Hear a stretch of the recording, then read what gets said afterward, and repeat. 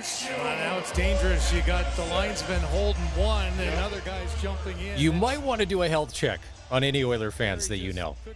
Last night was not a good night for the Oil or Oilers Nation. Florida scored. And then the Oilers couldn't stay out of the penalty box. Things got ugly. Final score ended up 6-1, and the Panthers lead the Stanley Cup final 2-1. There's a lot to unpack from last night. Some people are blaming the refs, Oiler fans. They did play their part. They called 35 penalties in 140 minutes, which is a little nuts. Most of it deserved. Is Evander Kane an angel? Was he misinterpreted? I don't know. It's funny. By the end of the game, Evander Kane or Corey Perry, they would have fought anybody. Mascots, ushers, parking attendants. They probably would have went to the moss pit and fought other Oiler fans. That's how much trouble they were looking to get into by the third period. Even Connor McDavid got laid out by Aaron Ekblad. That was a nice hit. Nobody did anything. And I thought McDavid's game changed after that. They've got 2 full days to get it back together and regroup for Game 4. Get your popcorn ready. Welcome to the Tuesday edition of the Sports Cage. It's Maz in for Barney with half of the double C's, Colson Schultz. Soon to be joined by the Professor Don Hewitt in just a matter of minutes. We're on the radio talking sports. If you're listening on 620 CKRM, we appreciate that. If you've downloaded our app from Apple or the Android store and you've got us on your phone and that's how you listen to it, we appreciate it. You can sign up for alerts. Anything we do, you'll know about it instantly. Prairieland Rentals text line is open, 306-936-6262. What did you think of the game last night?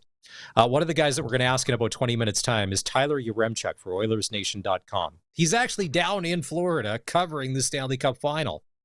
I think they're set up in Fort Lauderdale. Sweet gig if you can get it. He'll know more than I do being right there, Maz McFly. But what I thought about, again, as I think about every time I see everybody else struggling to score except for Draisaitl and McDavid, is they are really missing Hyman hugely. Yeah. Because what's happening is other forwards are not scoring. And it's all falling on McDavid and Draisaitl again. Nugent Hopkins is dinged. We know that. And in the third period, I get it. But they have to control their emotions, stay out of the penalty box. They are being lured into Florida's game.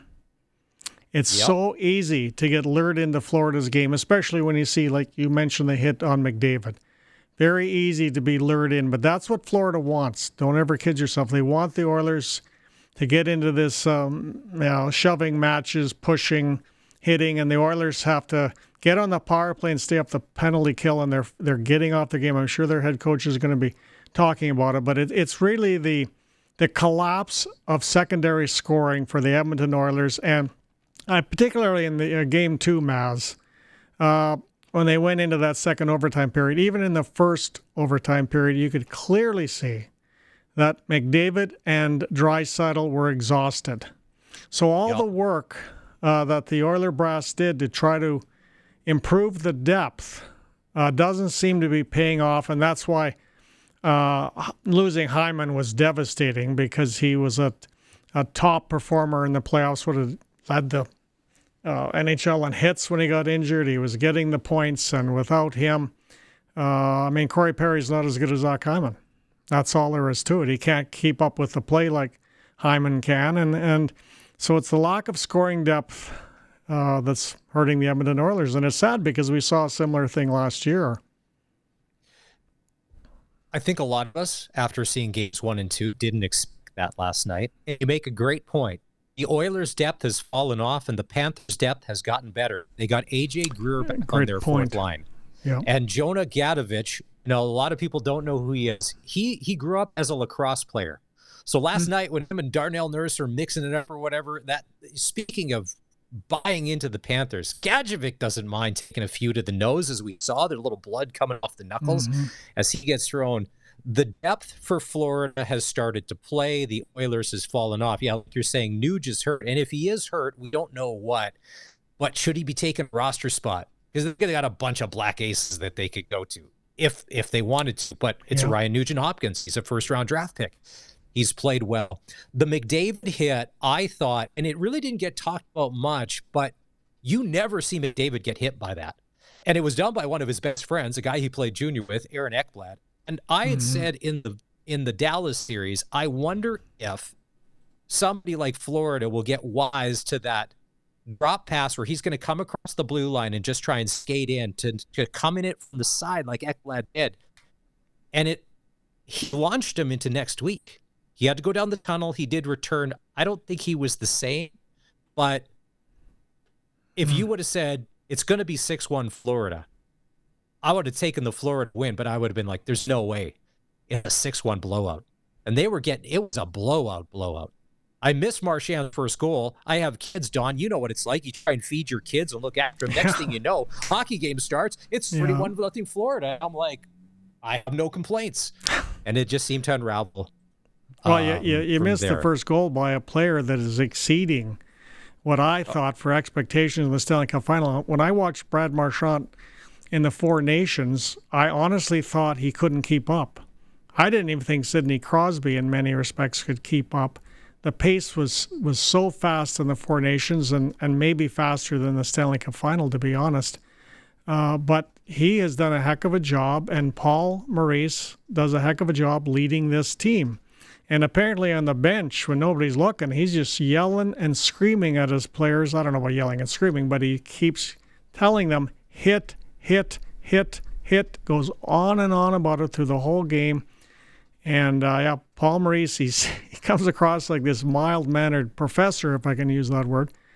But behind the bench, very aggressive hockey that he's leading this team to. And like I said, they now, they've got the Oilers are, struggling psychologically, I'd say. Florida's in Edmonton's kitchen at the moment, and Edmonton has to just play hard hockey, not take the penalties, and aggressive hard hockey, but just be careful of what they're doing for penalties. And they lost that, and I guarantee you they'll get a lot of that back in the next game because the coach will be talking to them about it. One of the great injustices in the NHL will go down this summer. Last night, you see Sam Bennett. That when he knocked out Podkolzin and then crushed his man along the boards and then was part of the 2-on-0 and scores that goal. So he is the most valuable person in the Stanley Cup playoffs, whether the Panthers win the cup or not. And it's a shame that maybe he'll get $9 or $10 million this summer, and a guy like Mitch Marner, who's done nothing, never proven anything, especially at a time like this, is going to get $13 or $14 million all day long. So if I'm a general manager in the National Hockey League, I wish they would admit I care about regular season stats and saving my job. And then I want guys like Bill Zito to go, no, I just want to win championship. And I'll stock my roster. Like people, well, Sam Bennett's not a great regular season player. Who cares? It doesn't matter. He's showing up when the moment is the biggest. I don't think there's anybody better. That's right. I was hoping that he didn't get hurt on that cross. He sold it well. It was Monday night, so WWE Raw was on. He did sell the cross check well, Trent Frederick, but I hope he's okay.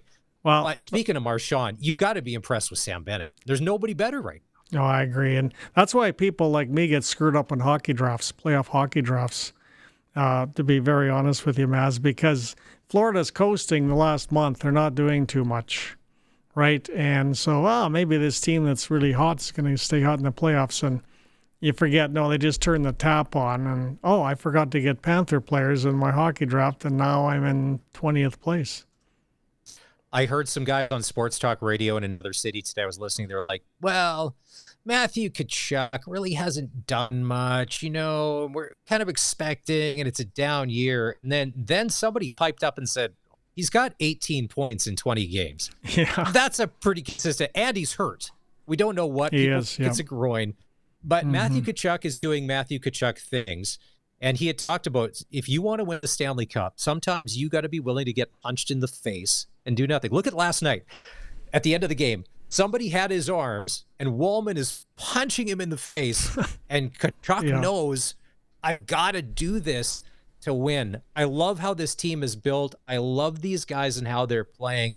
And I know there's a lot of Oiler fans out there going, If we just had a little more of that. Now, Kane and Perry are trying to do it, but like you had said, they're doing it in all the dumb and wrong ways. Right.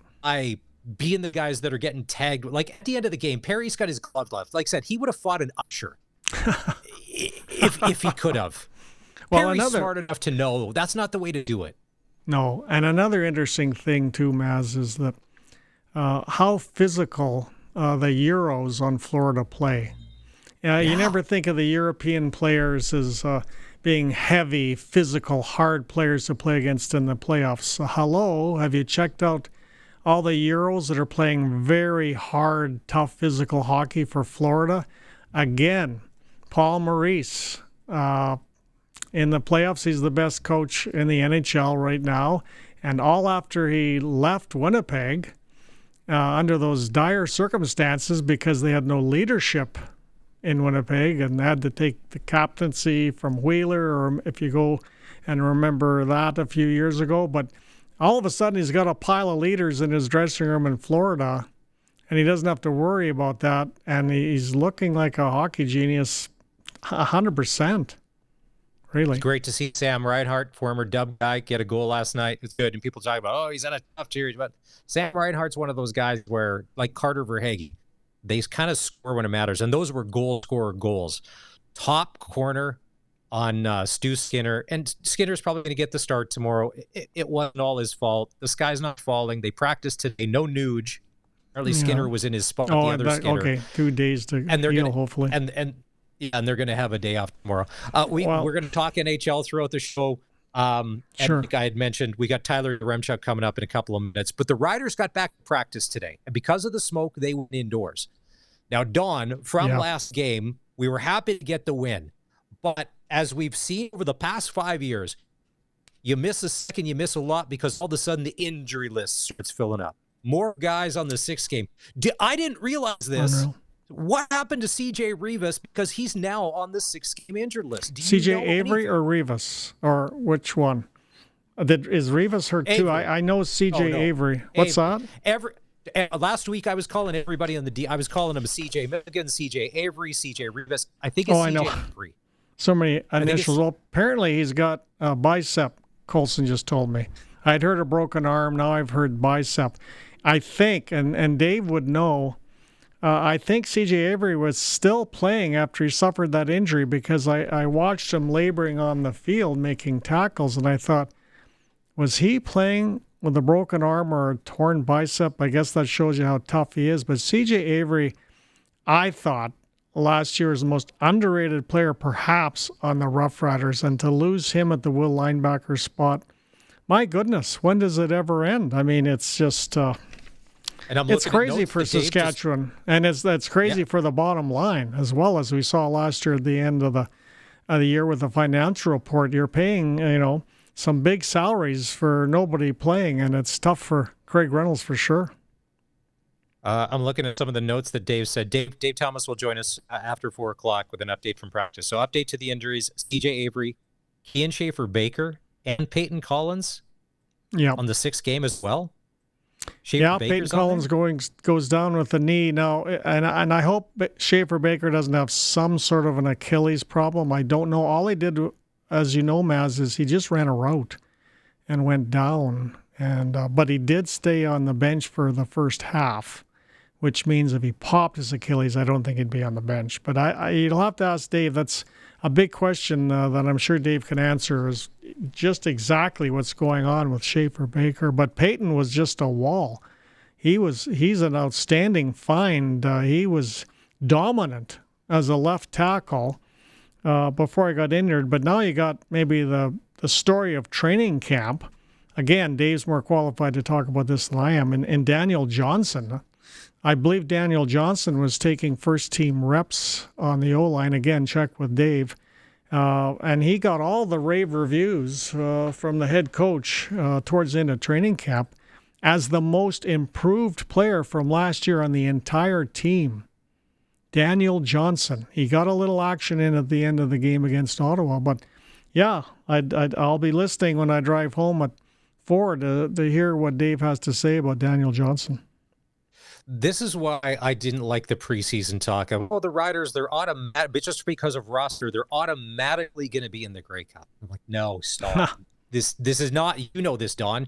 This is not how this plays out. There's a lot of football to be played, and all of a sudden, real life gets in the way. Yeah, it's great on paper. If we just did this on paper, it's one thing. But here we are. We're one game in. We're already bitten by the injury bug. And the Schaefer-Baker thing, now maybe if this is just a cash thing and they pull him off early before 6, that's great. But no Kean Schaefer-Baker for 6 games, who's a key part of the offense, and he's Canadian. Like, Del Duncan Busby, you're a starter this year. Well, now your role is that much more important, because if you were seeing 20% of the balls coming your way, maybe that's up to 40 or 50. It's time for him to step up. And then that means guys behind him. Deshaun Mims, who's now probably going to be on the roster as well. Regina product. I get and want to Neiled, bring guys along. Neiled. Yeah. Well, Duncan Busby was mainly, I was watching there the other night, and Duncan Busby was mainly blocking. They had him coming in and with a lot of blocking assignments, and there's a lot of routes he wasn't even going on for extra protection for Trevor Harris. So I'm sure Mark Mueller's looking at trying to unleash, now with Schaefer-Baker gone, Duncan Busby, and probably putting him in Schaefer-Baker's spot or making him more available to Trevor Harris than what he did the other night. But Duncan Busby is a speedster. He is, can I say hell on the air? He's a hell of a football player. He's fast, much faster than I think a lot of people realize. He could be a star in this league. I'm not saying he could be another MLS, the way MLS is playing, but Duncan Busby, look out, give him a shot, and you're going to be happy with what you see. But nonetheless, I don't know how many years in a row I've said this, Maz, that the team that walked onto the field in day one of training camp in Saskatoon is already not the team that is here in Saskatchewan now. And that's been about 5 years in a row. And I think everybody, they brought in Dan Farthing to help with training. He's the best in the business. They can't get any better than Dan Farthing. So after you sort of scratch your head for 10 days, you finally come to the conclusion it's just bad luck. That's the only, I've thought of all these different reasons why does this keep happening to Saskatchewan. And at the end of the day, I come up blank and I answer bad luck, and it's a shame. It's a real shame. But I mean, they came in with pretty darn good depth. I mean, they're going to have a decent offensive line still in Hamilton, because O'Day really built up the depth on that offensive line, and they're going to, I think, survive as they did last year in many respects with the injuries they had. I know a lot of people are wondering, was Kadeem Carey on the field today practicing for the Riders? Yes. And if J.O. can just stop by the UPS store and buy a bunch of bubble wrap and just whatever they got to do to keep him. Now, we don't know if he's going to be on the roster this week, if he's going to be playing in Hamilton or whatever, but you do not go anywhere by yourself. We'll DoorDash all your meals to you. We got you a flat with no stairs type condo situation to live in. So just don't do anything, because we may need you. All right, time to take our first break here on the show. As always, if you want to get in on what we're talking about, the Prairie Land Rentals text line, including score and win, you can guess the score with SaskTel. Riders Ticats this weekend. Your first name, your last name, and what you think the score is. You have a chance to win tickets to not only an upcoming Rider game, but a $200 SaskTel gift card. 306-936-6262. Coming up next, Tyler Yaremchuk from Oilersnation.com in Florida. If we can connect, I think there's no tariffs on the internet down to Florida, so I think we're going to be fine. All right, we'll do that. It is the SportsCage streaming at youtube.com, and our SportsCage channel, and on the radio at 620 KRM. The SportsCage is for Sask Lottery, bringing communities together. Sask Lottery products fund over 12,000 sport, culture, and recreation groups across Saskatchewan. It's Maz and the Professor Don Hewitt in today for Barney. All right, let's go to the Western Pizza guest hotline and say hi to Tyler Yaremchuk. He's back on the show. He's part of Oilersnation.com, and if I get this correctly, he is with the rest of Oilers Nation. Correct, Tyler? You're in Fort Lauderdale covering the team? Yeah, we are. We're in Fort Lauderdale. I'm poolside, so if you see someone shirtless behind me walking around, it's just another Oilers fan cruising around enjoying the sun.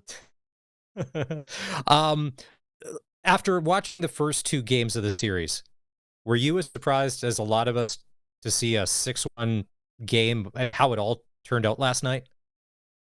Yeah, I mean, 6-1 Stanley Cup final definitely catches you a little bit off guard, just especially considering the fact we played 3 overtime periods in the first 2 games of this series. But it was pretty clear early on that the Oilers didn't have it. They're a team that really thrives on getting into a zone, right? Instead of getting into a cycle where they can get comfortable. And when there's 8 penalties in the first period and the crowd's all over you and you're down 2-0, the Oilers just never looked comfortable or confident in that hockey game. So yes, surprised to see a 6-1 win, but if you would have told me after the first period, hey, the final's going to be 6-1, I would have been like, yeah, that probably lines up. Is it possible that the Florida Panthers just have a greater will than the Edmonton Oilers and are stronger psychologically? No, I'm not willing to go there because we've seen this Oilers team push back from, they've pushed back through adversity a lot as a group. I mean, you can go back to last season. They're down 3-2 against the Vancouver Canucks. They come back and win that series. I mean, how many teams even have the mental will to come back down 3-0 in a Stanley Cup final to force a game 7? They're down 2-0 against the LA Kings. What do? They come back, win 4 straight, like losing game 1 to Dallas, win 4 straight. Like, this Oilers team has shown an ability to take a bad game, a bad couple of games, and just park it, push it to the side, and say, we know what we need to do in order to be better. So I don't think that mental edge really comes into play all that much. And, you could point out the Oilers blowing up a little bit, losing their cool in the third period of that hockey game is be a sign of mental weakness, but I look at it more like they went, hey, we're going to plant some seeds for next game. We're going to try to frustrate the Florida Panthers a little bit. We're going to get our pound of flesh, even if we're not going to win the game. So I don't know. I think this Oilers team mentally has shown throughout the season and throughout the last 2 playoff runs that they're mentally a very strong and mature group. Is it just me, or does Leon Draisaitl get kicked out of faceoffs more now than ever before in his NHL career? It seems in the last 3 hockey games, is dude like 25% in, 75% getting the boot? Did he do something to a linesman's wife or girlfriend somewhere along the way? Like, what's with the hate on Draisaitl, man? Yeah, I mean, listen, you are learning something that Oilers fans learned probably 2 years ago. This guy, if they kept track of the stat, he gets kicked out of more faceoffs than anybody. And there is a part of it, there's a theory I have, because you'll notice a lot of it is he gets kicked out on the power play. But who's out there on the power play with them? It's Connor McDavid. I think there's a little bit from Draisaitl's perspective where he goes, oh, I'm going to push the line here. And, if I get kicked out, I get kicked out. 97 comes to take the face off, and he's not half bad at those either. So I do think sometimes if he's on the ice with McDavid, it's intentional in the sense of, I'm going to try get every edge I can in this face off. If I get kicked out, Connor McDavid will try win it, and it's still a 50-50 coin flip for us. But if they don't call me on my cheating, maybe I have a 60-70% chance of snapping this thing back. So I do think some of it is intentional, and it's a product of having 20 and 97 on the ice together. But it drives me nuts, man. Like, no one is here to watch linesmen. I've been covering this sport for 10 years. I've been a fan my whole life. You guys are in the same boat. Like, do you even understand what constitutes getting kicked out of a faceoff? I have no idea. Nope. Well, Tyler, so back to the Oilers scoring. Who has to start scoring for Edmonton who is not currently scoring? Yeah, I mean, part of the reason why the second and third round, even the tail end of the first round, was so encouraging for the Oilers, it's because Connor McDavid and Leon Draisaitl weren't doing a ton at 5-on-5 relative to your expectations of them.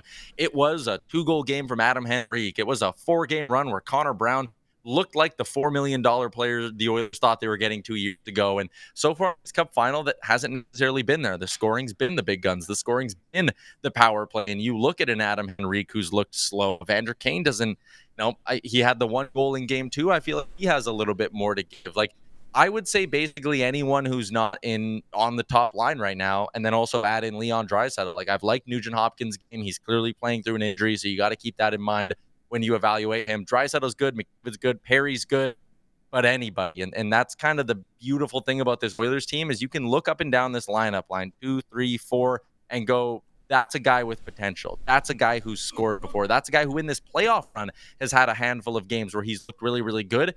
Right now, they're getting nothing from nobody. And if they can just get one or two of these players to kind of find their groove and find their confidence, it's probably going to be enough for them to bring this series back to Alberta, tied at 2. So I'll say any one of Brown, Henry, Frederick, Kane, any one of them has a big game, and the Oilers are going to be in a good spot on Thursday night. I thought the most interesting part of the hockey game last night, and there were so many storylines, but one that maybe didn't get picked up on, Don thought it was important, when Aaron Ekblad launched Connor McDavid off his skates. You never see McDavid get hit, let alone get taken off his skates. That hit was big for me, and I'm like, all right. So, and it was by his. Are they best friends? I know they play together or whatever. They're pretty tight. But when I saw McDavid shooting that way, and nothing was happening, and there's no real response, I'm like, uh-oh. To me, that was big. I don't know how you took that hit. Yeah, I think part of it is, you're in the offensive zone. You're down, I think, 3-1 at that point in the hockey game. I don't think your instinct necessarily, although to be fair, I do think Evander Kane was on the ice, so maybe he stepped up and done something. Your instinct in that moment is like, get the puck, we got to try score. You're not at that point in the second period thinking, let's go get retribution and jump somebody, because you're still relatively in the hockey game. McDavid was slow to get up. He went down the tunnel. I think it was important to note he went down the tunnel with the equipment manager, not the trainer. TD4 stayed on the bench, and if a guy's hurt, the trainer goes down the bench with them. So I do think something maybe just got knocked loose, or maybe McDavid did feel something and went, you know what, I'm fine, but I want to throw some extra padding on there. The guys are always wearing sort of those guards on their side, and McDavid's battled core injury at different points this season. So yeah, I mean, I do think that maybe fueled part of the response later in the hockey game. It gave the Oilers a bit of a, we need to start standing up for each other. But in the moment, I'll excuse it, because again, you're down 2 goals in the offensive zone. Your priority needs to be scoring at that point, not let's go get our pound of flesh out of Aaron Ekblad and take a penalty. When it's 6-1, yeah, do dumb stuff, cross-check guys, whack guys in the face. If that's the way you want to end the game and get your frustration out, sure. At that point, though, down 3-1, I'll excuse the non-response, if you want to call it that. Tyler, is there any case that you can see for the Oilers to switch goalies? So I wouldn't switch goalies. If you gave me the 2 buttons right now, I'd say give me Stuart Skinner, give him a chance to bounce back. He's been so good for the last 3-4 weeks that he's earned the right to have a bad game. And against Dallas, he rebounded from his bad third period exceptionally well. The case for Calvin Pickard, if I were to make it, is this is your last chance to do it. We know Stuart Skinner is traditionally a very, very up and down goalie, and those ups can last for 3 weeks and the downs can last for 3 or 4 games. If you get the read that he was a little bit too scrambly in game 3 and he needs a reset and he's got it on the sidelines, game 4 is your last chance to do it, because you know what? If you do it in game 4, Pickard starts and they lose, you're down 3-1, but it's very similar to almost the Vancouver series last year, where you head back on home ice, you point at Skinner and you say, we trust you to get us out of this jam. You're rested. You're ready to go. If you go with Skinner in game 4 and he's bad again and you're down 3-1, I don't think you go to Calvin Pickard in an elimination game in the Stanley Cup final and trust him to beat this Florida Panthers team 3 times, because I don't think his game has the upside. He certainly has a higher floor than Pickard, but the ceiling's not than Skinner, but the ceiling's not as high either. So if they're going to do it, got to do it in game 4. But I would lean more towards trusting Stuart Skinner and his ability to bounce back. Do you know what kind of injury Ryan Nugent-Hopkins is battling? Because he was a game-time decision yesterday, and like everybody thinks that with Matthew Tkachuk, it's some sort of groin thing, 4 nations battling. What's with Nuge? Because he's a durable hockey player. Like, he doesn't miss time. So, yeah, I mean, so I think it's something more upper body related, which might be why you saw him get taken off the top power play unit. This is purely speculation on my part. He's taken off the top power play unit because I wonder if it's not hurting his ability to shoot a puck. And they went with Jake Wallman instead, taking on a more traditional 3 forwards, 2 defensemen look. I think he took a hit early in the series that maybe could have re-aggravated something. There was nothing that looked painful. There was no point where he went down the tunnel. But he's obviously dealing with something. I mean, a lot of guys are this time of year. I think it's not serious enough to keep him out of any of the remaining games in this series. I just think if it's something that's upper body and it's hurting his ability to shoot and pass the puck, that would explain why you're going, don't even bother taking morning skate. Don't do our line rushes on the off days. Go out there, get your legs loose on game day, but you don't need to be going out and ripping pucks if it's causing you discomfort. So that would be my best guess, just sort of connecting the little dots of information that we have. Now, you were saying there was some Oiler fan with his shirt off in the swimming pool. I know a lot of people there, they won't travel to the U.S. because of all the politics and whatnot that's going on. So how many Oiler fans are actually down there right now, Tyler? Not even close to as many as last year. And I think the factors you listed are certainly a part of that. Like we do, and it's a big part of it, Oilers Nation community, all of that. We like to say where we're going for the pregame meetup. And last year we went to a bar across the street from the arena, probably 150 Oilers fans in there. Like it was packed, standing room only. The line to get a beer was 30 minutes. This year, last night, maybe 30 to 40 if I had to ballpark it on the spot. Like there's not as many. And I think part of it is obviously the cost. Part of it might be political. Part of it might be that last year it was their first trip to the Stanley Cup final in 20 years. And I think a lot of people maybe just always did the, if they ever get back, no matter the cost, I'm going. And now that it's the second year back and, there was no world in which they actually won the Stanley Cup down here, the best they could get to is 3-1. I think there were maybe some people who said, what, I'll hold off on the trip, save it for maybe game 6 if they could win it all, or just save my money for tickets back at home. But definitely a lot fewer down here than last year. I'm sure Wes McCauley is the most popular person in Edmonton in the past 24 hours. Do we know who's going to be on Thursday? Has the NHL announced who the refereeing pair is going to be? Because it's funny, Wes McCauley and those guys usually call a pretty good game. Last night, once again, it was the first period weird, and then things went away and all of that. But in your best estimation, I think the officiating was better last year in the Stanley Cup final than this year. I don't know where you fall in on that. The fact that in each first period so far in this series through 3 games, the number one story coming out of the period is, wow, they're calling everything. Like the officials have been a story. And I think if you were to ask anybody, and even ask an official, what's your number one job? I am not going to be a story in this hockey game. But them going and calling absolutely everything in every first period and seemingly going, perfect, we hit our quota. And then they don't really call much the rest of the game. At least last night, they didn't keep or continue calling things until it was totally out of hand and it was egregious. It's not good. I would be surprised if we see that officiating duo back together. Wes McCauley will get another game because he's Wes McCauley and he always gets cup final games. But like 8 penalties in the first period was just ridiculous. And the softness of them, like Vander Kane's cross-check on Gustav Forsling, go watch the replay. Gustav Forsling shoulder checks, sees that Kane's arms are extended and basically backs into him and then falls down. And I don't know. I thought there was a lot of really, really weak stuff on at least the Oilers calls. And then the officials kind of get themselves into the makeup call spin cycle. And then Florida taps an Oiler. And it's like, well, okay, that last one was soft. I regret it. So now I got to call this. And then, okay, well, that one was soft and they scored. So I got to call this. It's just a mess. I'm usually not a proponent, put the whistles away. But at some point in a hard-fought series, there's cross-checks in front of the net. There's hard hits that, maybe an arm rides up to a visor. Let it go and let them play hockey. All right. There's the 4 major sports leagues, of course, in North America, the NBA, NFL, Major League Baseball, NHL. Let's throw the CFL in too.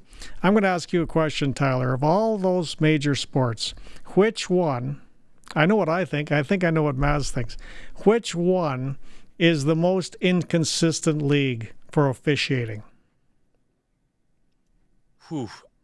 I'm an NFL fan. I watch a lot of NFL football throughout the year. I would say it's NHL and NFL, probably pretty close to neck and neck at the top. And I feel bad saying this on Regina or on Saskatchewan radio. I don't watch a lot of CFL, so is that your guys' answer? I'm sorry. Oh, the answer is for me. They're giving me crap. It's not all of them. For me, it's absolute runaway for the most inconsistent refereeing, the NHL.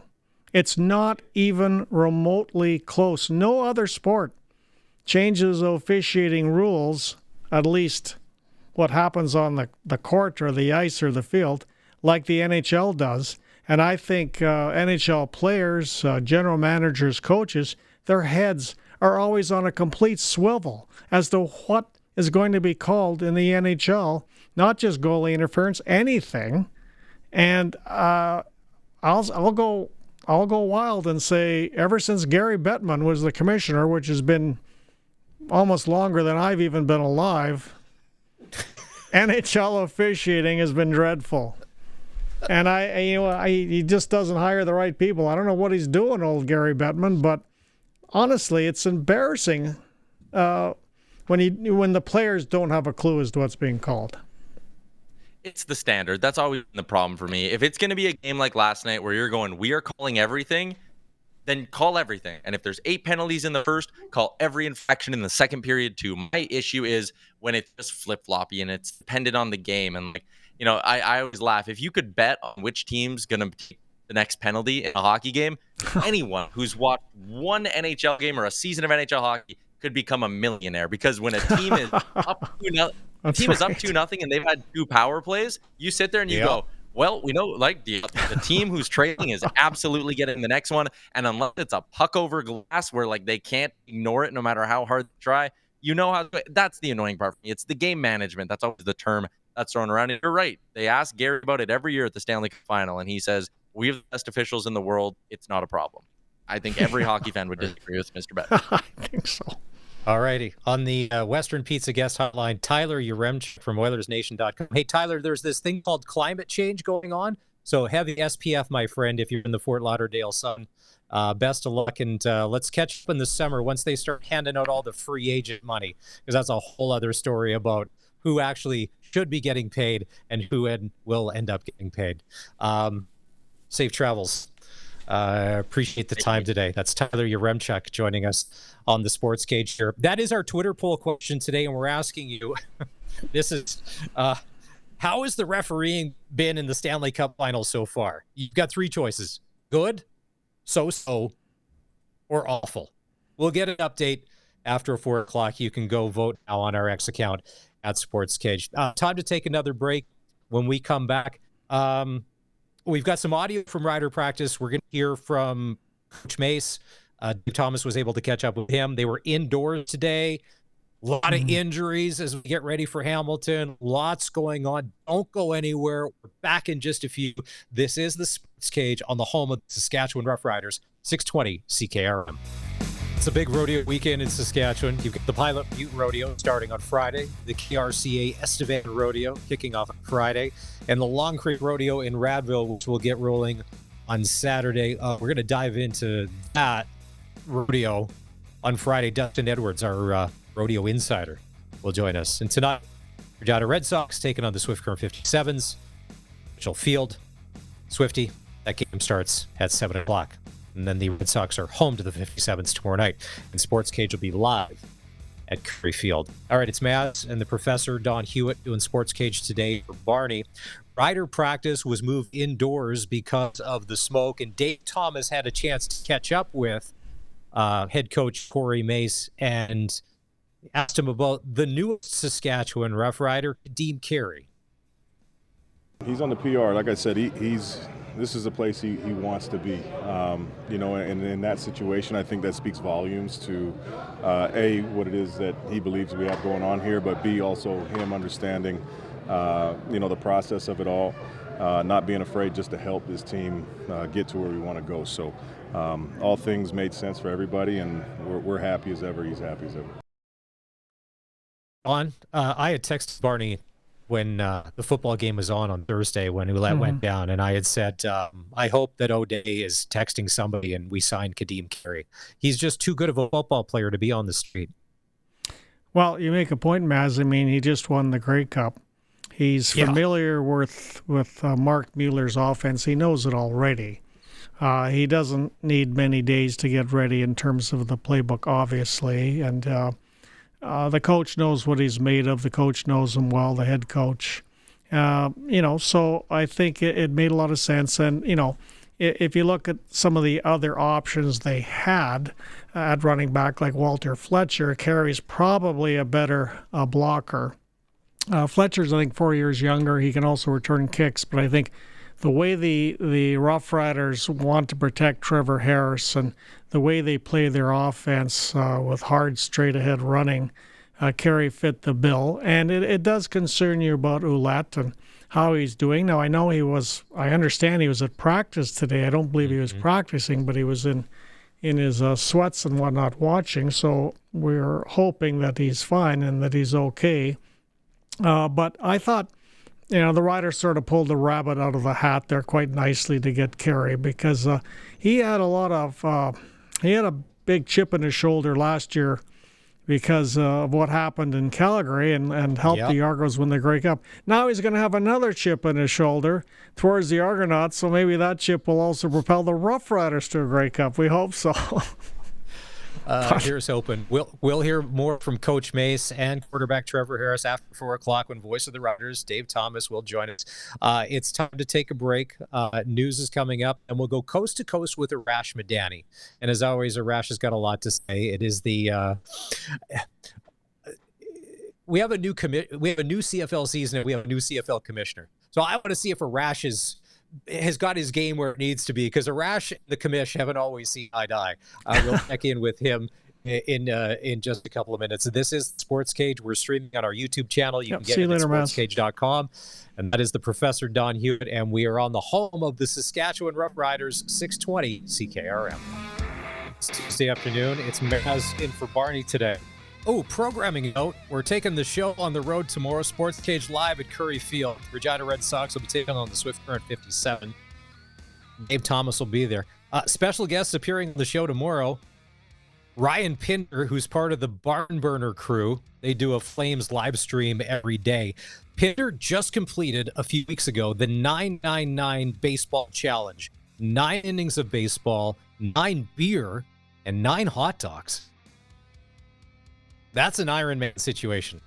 I'm not sure if they're going to do that in Sox games this year, but now that Pinder's been down this path, he can probably give tips to whoever may try it next. Also on the show tomorrow, Brad Johnner from the Johnner Brothers. Remember, I think it was in December, Dave and I were hosting the show, and we just randomly called Brad Johnner. They were playing a gig in Regina. Chatted about all sorts of stuff. Dave and him talked about the Weyburn Mydale days and all that. Well, the Johnners got a very busy June schedule. They got dates into July. This is a big time of year. But one of the things we have to ask about, because on some of the posters for their upcoming shows, they're offering free mullet haircuts to people that are showing up. I don't think they're discriminating. It's 2025. Could be a guy, could be a girl. Free mullet haircuts at Johnner Brothers shows. That'll be tomorrow at around 4:30. Should be a decent night for baseball. Hopefully the smoke will kick off. All right. Let's go coast to coast and say hello to Arash Madani. It's time to go coast to coast with Arash Madani for Smart Investing Solutions. Be smart with your money. Call Brian Gawley at Smart Investing Solutions, 546-2533.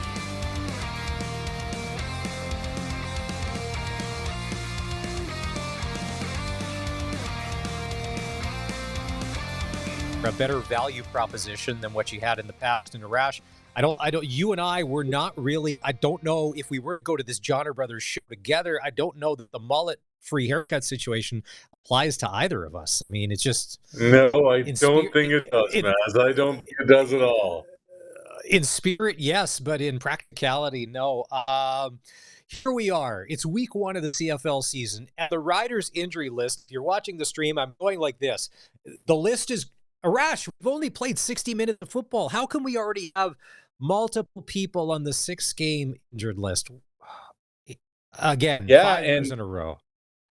Right, but the Riders aren't alone. Like, I was looking up, the injury report came out in Ottawa, for instance, for their opponent last week, and the Red Blacks are a mash unit, especially on their offensive line, et cetera, et cetera. Maz, like, I think what we're really seeing this be a byproduct of is that there just aren't enough quality offensive linemen in tackle football. And it's not just the pros. Hear me out on this one. I was talking to a Division I football coach last week in NCAA. And the top offensive lineman at the University of Nevada last year, University of Nevada, goes into the transfer portal, and the University of Oregon, through their NIL program, the name, image, likeness, you can pay the players now, gave him $1 million to sign with the Ducks. And Maz, he's the 6th offensive lineman. He's not even a starter. So there is such a lack of supply, and there is such a demand to protect the quarterback, to run the football, to be the engine of your offense, and there just aren't enough dudes. So you're probably bringing back players who are banged up, who are vets, who might be a little long in the tooth, et cetera, on top of the regular wear and tear. And this is why you end up kind of where you end up. Toronto struggled up front week one. Ottawa's banged up. Saskatchewan's banged up. We, go across the league and find it out. I really think, on top of everything else, this is a real offensive line supply problem. That's a real issue across football. When the CFL cuts were made and Kadeem Carey ended up on the list, I had said on the show last Monday, the Riders should just sign him. Put him on the practice, just do something. Then the game was played. Ouellette goes down. I text Barney to be like, I hope that they're going to pick up Kadeem Carey because if AJ Ouellette is out for any amount of time, we need a good quality running back that knows the game, knows the offense, and you've got a two-time rushing leader, a Grey Cup champion. You've got all this. Somebody was going to pick him. I really like that move. Are you as double thumbs up for J.O. as I was when the word finally came down that, Kadeem Carey's a rider? I didn't get the Carey decision by Toronto. I didn't get the Fletcher decision by Montreal. I know everybody's looking to go younger and faster and cheaper. I thought in a copycat business, when you saw what Derrick Henry and Saquon did south of the border, that there was going to be a payoff. I mean, you think about what Kadeem Carey did last year. Without him, look, I get Arbuckle was the MVP, but without him, I'm not sure the Argos win the Grey Cup last year. 79 yards on the ground in that win over Winnipeg. Scored the touchdown that basically iced the game. The Bombers continue to go with a three-man front. It was Carey that ran through that defense. I spoke with a team executive today in the CFL, and they were surprised too by the move. And they said, of course, it was going to be Saskatchewan bringing him in. Corey Mace worked with Carey, I believe, in Calgary, knows what he's about. Worked with him in Toronto probably too. It's a quality vet who understands the league. It's a no-lose proposition. It's a smart move by the Riders, and it gives you more depth at a position that you're going to need, not only throughout the season, but especially when the weather turns bad late in the season. That Rider game on Thursday, I thought Ottawa played well in the first and fourth quarter up until Drew Brown got hit. I think it was Jameer Thurman. And then after that, he was laboring. And when they had kind of made it close, he wasn't able to follow through on throw. You could tell it was really affecting him. Like he was bending over. You could tell he was in pain on the sidelines. And whatever that is, I don't think goes away quickly. And what's his status for this week? Like, that's probably going to be lingering for a while. Yeah, unknown right now. Did not practice yesterday. Today was the first day of practice. They called it limited. He didn't do much. My understanding of it is that it's a hip issue. Now, whether it's a hip pointer or something like that, that's kind of the indication I've been given. They're going to try and see tomorrow and the next day if Brown can practice. And then what he's able to do from a mobility range of motion deal, and really, Maz, make sure he doesn't make it worse. It's not one of those things where he has to, he's new to the system and needs reps. He just came out of training camp. It's just what's his comfort level, what's his pain level, and what's let's not throw the baby out with the bathwater week 2 and, end the season if it just means him for a week type thing. So, I think this game opened with the Red Blacks fevered and around to pick them. Like, I don't get it. I think Montreal's the far superior team, regardless of who's the quarterback. But Matt Schultz is next man up if Drew Brown can't go. Danny Machocha and Jason Moss said Davis Alexander is our guy. So far, after 1 week, Machocha and Moss are looking like geniuses.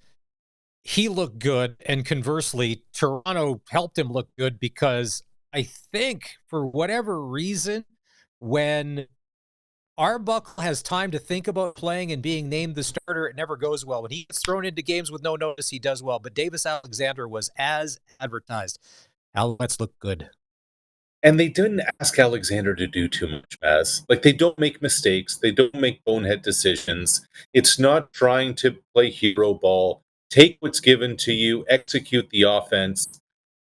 This whole notion about being a quote-unquote game manager and that being a negative thing, look, it's worked for Brock Purdy and it's working for Davis Alexander.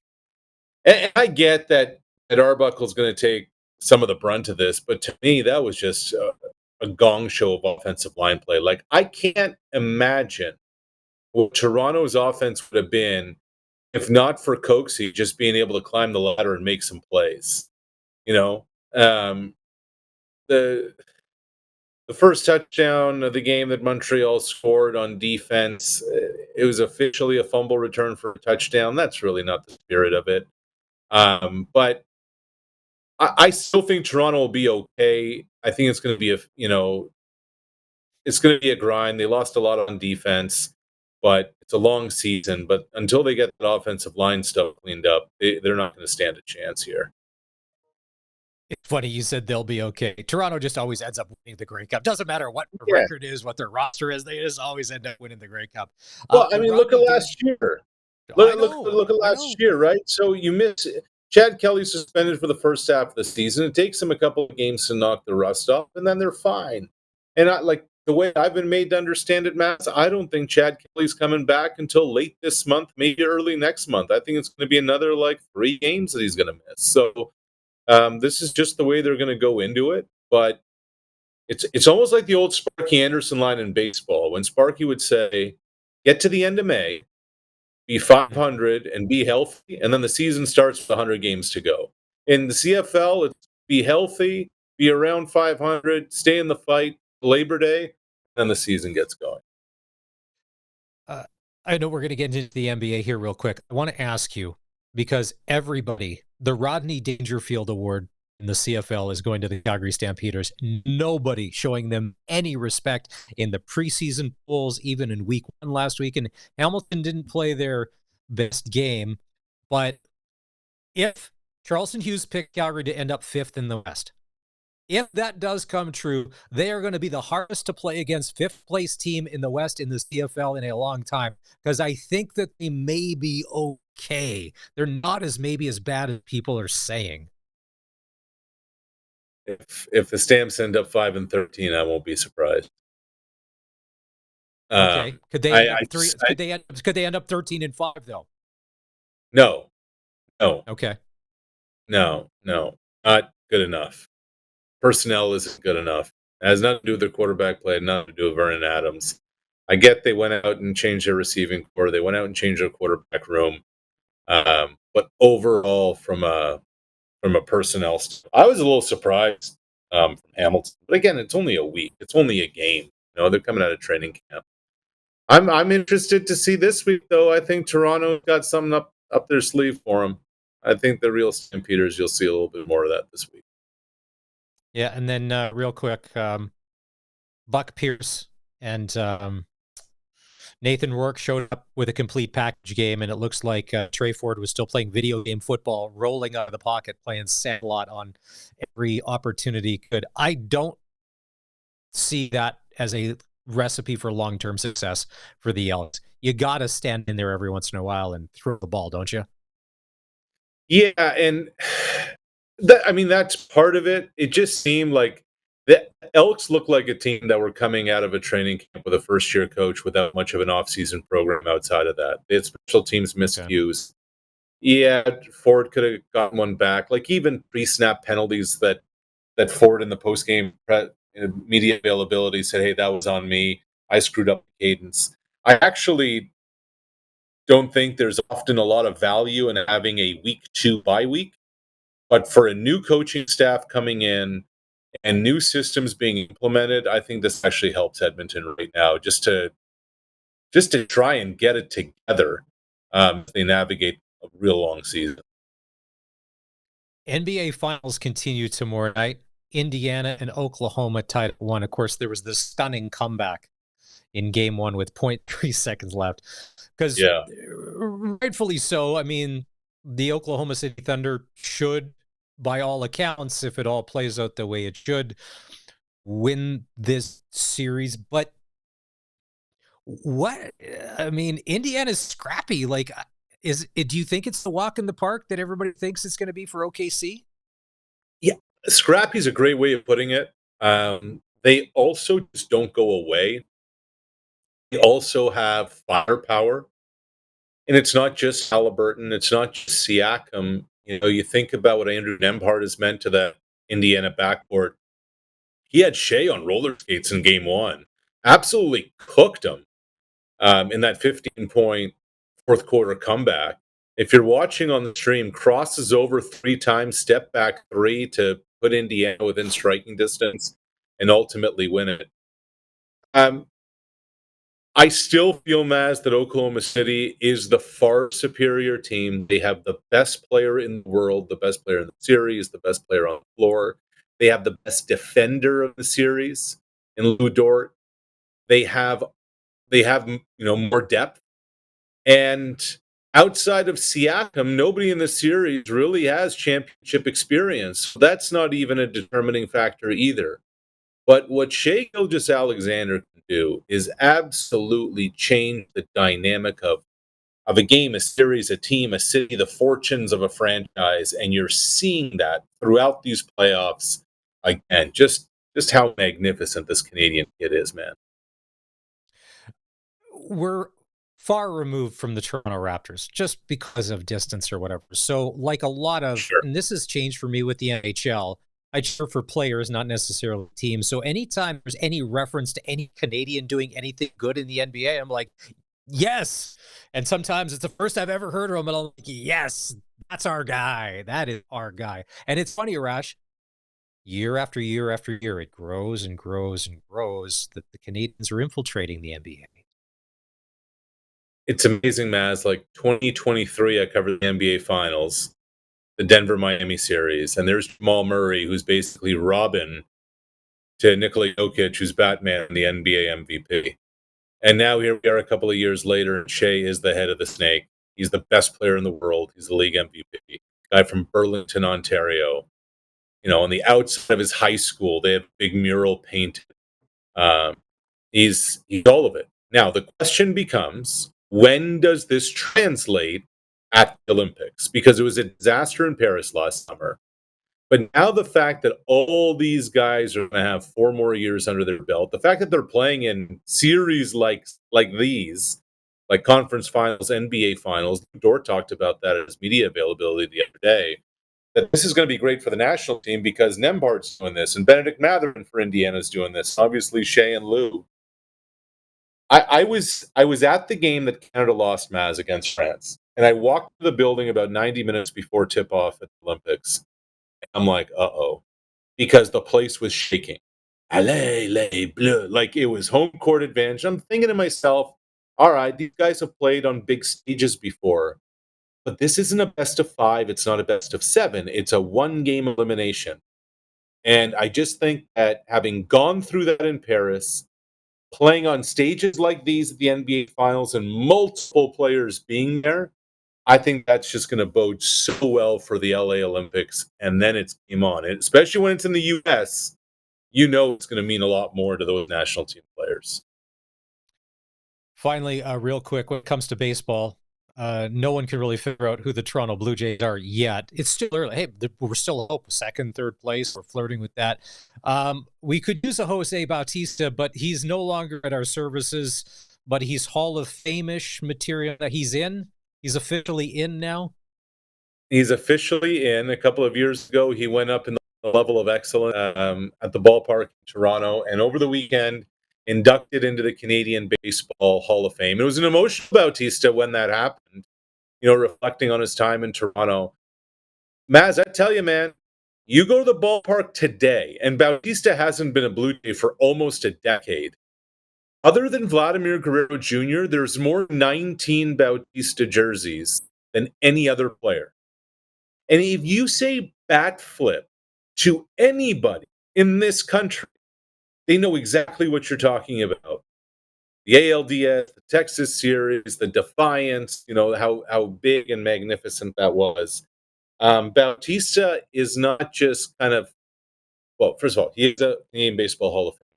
but he was also the face of a franchise for an era that had gone 26 years without reaching the postseason, and Bautista was kind of the poster boy for them finally getting over the hump in 15 and 16. And so he gets his rightful place in St. Mary's, Ontario, and the Canadian Baseball Hall of Fame. That's a good trivia question that may could win you a drink in a bar if it ever comes up. Where's the Canadian Baseball Hall of Fame? Arash, as always, we appreciate the time. We'll do this again on Thursday. It's Coast to Coast for Brian Gawley. And all right, we're going to take a break. When we come back, Dave Thomas, fresh from Saskatchewan Roughrider practice, which was held indoors today because of the forest fire smoke. A lot of injuries.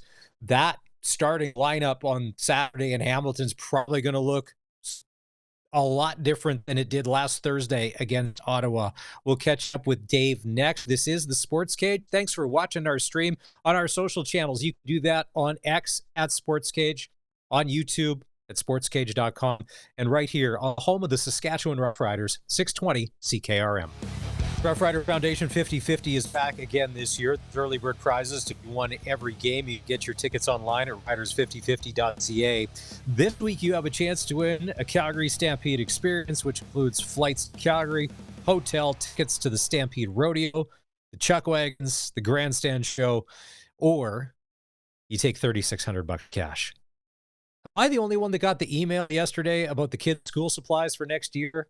And why are school supplies through the roof? Like almost double what they were a couple of years. I get it, it's inflation, but wow. Notebooks and pencils? Double the cost? If you want to grab those tickets, riders5050.ca. It's Maz filling in for Barney today. Prairie Land Rentals text line is always open. We got something to say? What do you feel about the Rider injury situation so far? We haven't even played our second regular season game yet. 306-936-6262. Let's bring in Dave Thomas. Not only will he be covering Rider practice today, he showed up with bandages, crutches, wheelchairs, Band-Aids, you name it. The walking MASH unit, known as the Saskatchewan Roughriders. Dave, injuries, once again, the top story.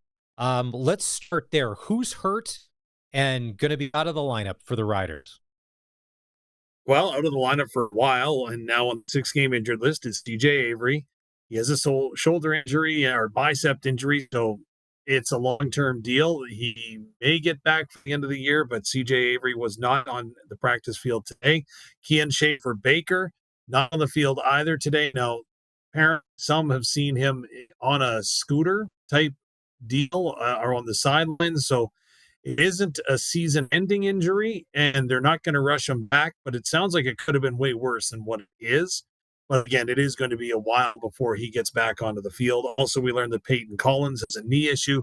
He wasn't at practice. Thomas Bertrand-Houdan, he kind of got nicked up a little bit during the workout today, so he also didn't fully participate. However, the good news is that back on the field was AJ Ouellette. He basically took part in almost everything today, as did Roland Milligan Jr. So some solid signs there. Again, you never want to have anybody go down with injury, but that's kind of the status where it is. And I don't think it's the sky is falling type situation.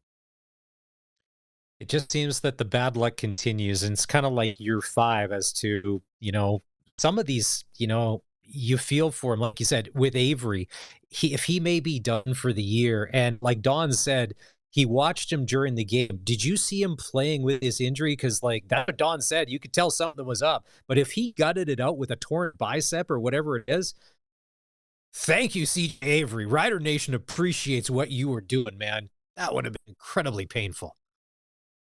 Well, you've heard the whole saying before, right? I'd run through a wall for someone. And that's what the Saskatchewan Roughriders in 2025 will be doing, whether it's for their head coach, whether it's for the player next to them, whether it's for themselves. The motivation is sensational among this group, and the willingness and, I don't want to say ability, but the willingness and the way that this team goes about saying that, hey, nothing is going to slow us down. There's a lot of intestinal fortitude with this group. Kadeem Carey was on the field for the Riders today at the indoor practice, correct? And if he was, how did he look? He was there. He took limited reps behind AJ Ouellette and Thomas Bertrand-Houdan, who were both on the field, of course, as it's interesting is the Riders signed him, but Kadeem Carey has been signed to the practice roster, and he was very forthcoming after the fact. Hey, I know what my role is here. I'm coming in as a guy on the practice roster. I want to play football. I love the game of football, and Saskatchewan is the right fit for me, and I know that. So he's coming in to provide leadership. Obviously, he can run the football as well, and he's got to soak up some of the playbook as well. So he just arrived yesterday, so his reps are limited, but that's what you'd expect from somebody that's on the practice roster, and that was very front and center and clear. Coach Mace addressed it. He addressed it in Kadeem Carey himself, saying, hey, I'm on the practice roster. I've got to earn a roster spot. And right now, the running back room is pretty full. With Keaton Schaefer-Baker going on the 6-game injured list, Keyshawn Johnson and Sam Ellis, I think it's safe to say, are two of our, if not two, best receivers on this roster. But you've got to know, even with Hamilton's young defense, they're going to key in on that. Other guys have to step up because they're going to need to spread the ball around. That means Mitch Picton. That means Del Duncan Busby. That means Donnie Myers. Like, everybody is going to have to go. You can't just go to Emilus every play or Keyshawn Johnson because it'll make it too easy for Hamilton. Well, you're right. But again, as Coach Mace will say, and again, I love using his terms because they're motivating, and the fact that the standard is the standard. They have established, here is the standard that you need to play. And he talked about it with Kadeem Carey yesterday, right? When he said, when we brought him in, we wanted to raise our floor, right? So that's what he's looking at doing. And with the receiving core, like, I don't think, you know what, it's a blow not having Keaton Schaefer-Baker there. You could hear it when I spoke with Trevor Harris today, for example. You could hear in his voice that, he's concerned that, this is one of the top receivers in the Canadian Football League, and they're going to be without him for a while. But you got to have full confidence. Samuel Emil put up 133 yards. We've seen what Keyshawn Johnson can do if he gets an opportunity. And again, you listed it, right? And there's always going to be an opportunity. And so there is an opportunity now. Tommy Neal is still injured, didn't participate in practice today. So that might mean we see Deshaun Mims elevated to the game day roster as a Canadian receiver. Again, he's showed well in training camp. You want an opportunity? Well, now is your opportunity. You know the standard you must meet in order to keep that opportunity. The one thing about Keaton Schaefer-Baker, much like Dino Lewis last week, when he's on the field, you have to pay attention to him, and he usually will open up something. Just his big body and his presence, him just running across the formation, will usually do something or draw something. And it's not that the Riders won't have other guys doing that, but he's such a physical and imposing threat that even when he's not getting the ball. Now, Del Duncan Busby last week, a lot of blocking plays, not necessarily a ton of balls coming his way. Do you think that, all right, if he's part of the crew and he's already in, he's not next man up, but do you think that there may be more balls coming that way for Del Duncan Busby? Because when they have gone to him in the past, all he catches and gets first downs. Well, and that's just that's the beauty of the offense, really, the way that it is built. It is built upon progressions and reads. And I would submit that Trevor Harris, one of the best in the business at making a pre-snap read, has a pretty good idea where that football is going to go. And if you look at the numbers from last week, he actually had the quickest release time in the entire Canadian Football League. Don't tell him I said that. We want to keep it on the down low. But in saying that, he'll understand where the defense is and what will be vulnerable, and then he'll attack that. And maybe this week it's going to be Del Duncan Busby has a big game. That's perfectly fine because you've got players that are capable of doing that. Last week, it just happened to be Samuel Emilus, who had a favorable matchup and some opportunities to go ahead and capitalize on situations that presented themselves. So again, do you have faith? Absolutely. You have to have faith in the receiving corps that's been assembled. And you know that every guy is going to have his day in that room. It's just, are you ready for the day when it is your day? If we flip back to defense, CJ Avery is going to be out. Is this where an Antoine Brooks Jr. may fill that spot on defense, taking the place of Avery? Absolutely. It's a possibility, but A.J. Allen was there, right there, all the way through camp. He had a sensational year last year, so maybe he gets more defensive reps. Of course, when you look at his special teams work, he seems worthy of making that progression into a bigger role in the defense. And who can forget the big interception that he had against BC last year? So he obviously knows how to play the spot. Yes, Will this team miss CJ Avery? Of course they will. He's an amazing athlete. But at the end of it all, the depth has been created by Jeremy O'Day, Kyle Carson, the entire football ops team to make sure that they can weather this storm, because you're not going to get through an 18-game schedule clean. Unfortunately for the Riders, it's just started off a little too early for most people's comfortability. Now, if they do go A.J. Allen at linebacker, he's a Canadian, so which means that they could change something else. But if with Ford hurt and you've got Dalkey and Lacombo safety, because Dalkey is playing linebacker and all of that, like it can open up things, but it could also cause other things, because you do need a back, like you said, you need a backup. Like the Tavon Campbell works because Kerfe is backup. Like, so you've got that. And I loved AJ Allen. I thought he was great. I thought Antron Brooks played it great and all through camp and through the preseason. He's been waiting patiently. He was on the practice roster. Speaking of practice roster, Braxton Hill is back. He was on the practice roster last year for a month when things expanded. He was invited to camp. He played the preseason games. Then he was cut, now brought back. We saw this with Fry. Did you see anything about him that maybe is like pep and step, second chance, something's changed? It was taken away, but now it's back.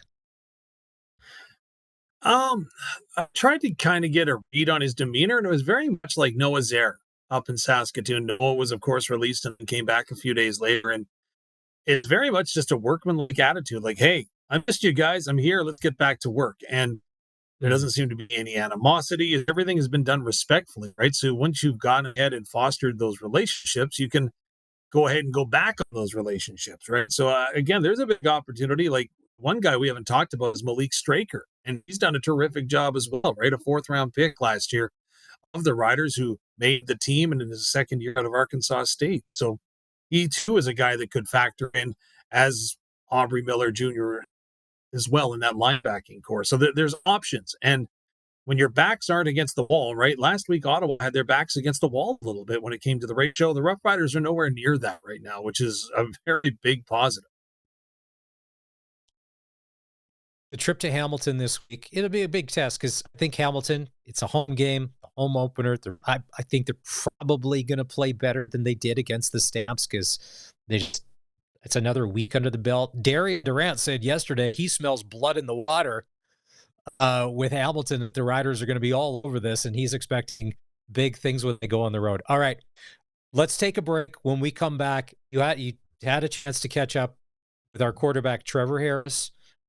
We'll get into that conversation and a little more. This is the Sports Cage. If you're checking out our stream, make sure you hit the like and subscribe button if you're watching on YouTube. So whenever we do start a new stream, whether it be Rider Football or Sports Cage, automatically you're going to get flagged and you're going to be able to hop in when we get started. And we're also on the home. We still do it on the radio, old school, like on the home of the Saskatchewan Roughriders, 620 CKRM. As far as clutch performers go, if you are a non-Edmonton Oiler fan, you would like to nominate Wes McCauley as your clutch performer for whatever Wes did last night in Florida, and it just went all downhill for the Oilers. About 53 seconds in when Brad Marchand scored. And then Gary Bettman saying, we've got the best officials out of any of the professional sports. Colson, it was pretty funny. A lot of people come out of the woodwork last night that are not Oiler fans posted on social media. They were okay with a 6-1 Panther win. Who you got for clutch performer for Nick's service? I have, and I was trying to get the video downloaded, but I can't do it now. And now I don't even remember the guy's name. Denzel Clark, there we go. For the Athletics last night, he had an absolute robbery on a home run. Had to climb the fence, was probably reaching about 3 or 4 feet over the fence. Yeah, just completely stole the home run. It was ridiculous. So we'll retweet it on our socials if you're wondering. Yeah. But yeah, it's insane. If you went Denzel Clark, I'll go Denzel Washington in Training Day. Great movie from the late 90s, early 2000s. Why not? Sure. Why not? And anybody named Denzel, if you're listening, you're one of our clutch performers for Nick Service in Emerald Park. All right.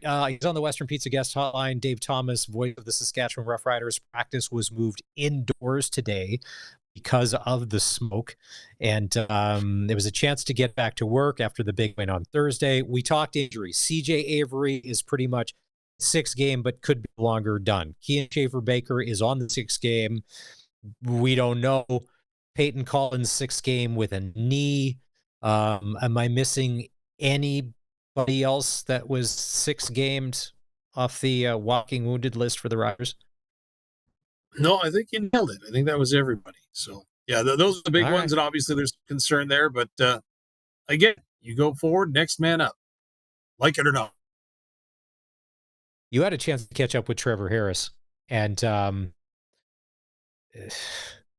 there's one guy. As long as we got Mr. Harris upright and playing, I think for a lot of us in Rider Nation, all right, things are good. It's not a panic situation or whatever. There's a lot of next man up. And you had a chance to ask him, what does Kadeem Carey, the newest signing, bring to this Saskatchewan Roughriders team? Good veteran presence. He's a great running back. I mean, he's one of those guys where, he can put his foot in the ground and get up to top speed in a hurry. And that's a gift. And, you never know. It's a long season. You never know when he's going to be needed. I know AJ has worked really, really well with, two-headed monsters in his career. So I don't know what the future in lies. But, I know that we have some great running backs and spearheaded by 45. And I'm just looking forward to getting to know Kadeem as a teammate and welcoming him here and helping him fit into the culture. And I'm excited to have him here because he's a dynamic running back for sure. As a quarterback, they're never going to come out and say it, not while they're playing not well with teammates. But there have been some guys that have come through every level of football, incredible talent, could do all sorts of things, except be able to block for the quarterback. And if I'm a quarterback, and that's how I make my money and that's my livelihood, and I can't trust the guys in the backfield, how good is it for Trevor Harris to know that Kadeem Carey is one of the best blocking backs in the CFL? Oh, he's sensational. And again, that's one of the things that really excites Mark Mueller, Trevor Harris, and the entire group is the way that he can fit in and knows how to block in the Canadian Football League. Now, he's on the practice roster, got to earn his spot. AJ Ouellette may play this week. He was out there practicing today. Thomas Bertrand-Houdon, who had, I think, a breakout game. That's safe to say. That could be a double dose of them when we go to Hamilton. All right, so this offensive line of the Saskatchewan Roughriders, you had a chance to ask him about the offensive line being the best in the CFL and the way they graded out and how happy that makes Harris. Oh, they're awesome. It's been amazing to see, Ed and Mark, lead those guys up front and the running backs be able to, do their part in protection. Wide receivers do their part in protection. And they've been nothing but short of amazing, ever since I've been here. And so I'm just really thankful to play behind them. And, I try and, reciprocate the love and try and get the ball out quick when I can. And, that way when we do need an extra click, they can hold up for us. And they've just done a tremendous job. And shoot, no matter how depleted you get, I just hear slander every week in the news about them, oh, they're down this guy, down that guy. And they just continue to play well. And it's a credit to the guys up front, the leadership, the coaching, and, Ed and Mark have done a great job. And the leadership up front with Logan and Yoshi, they've just done a tremendous job. And Tater and those guys, so.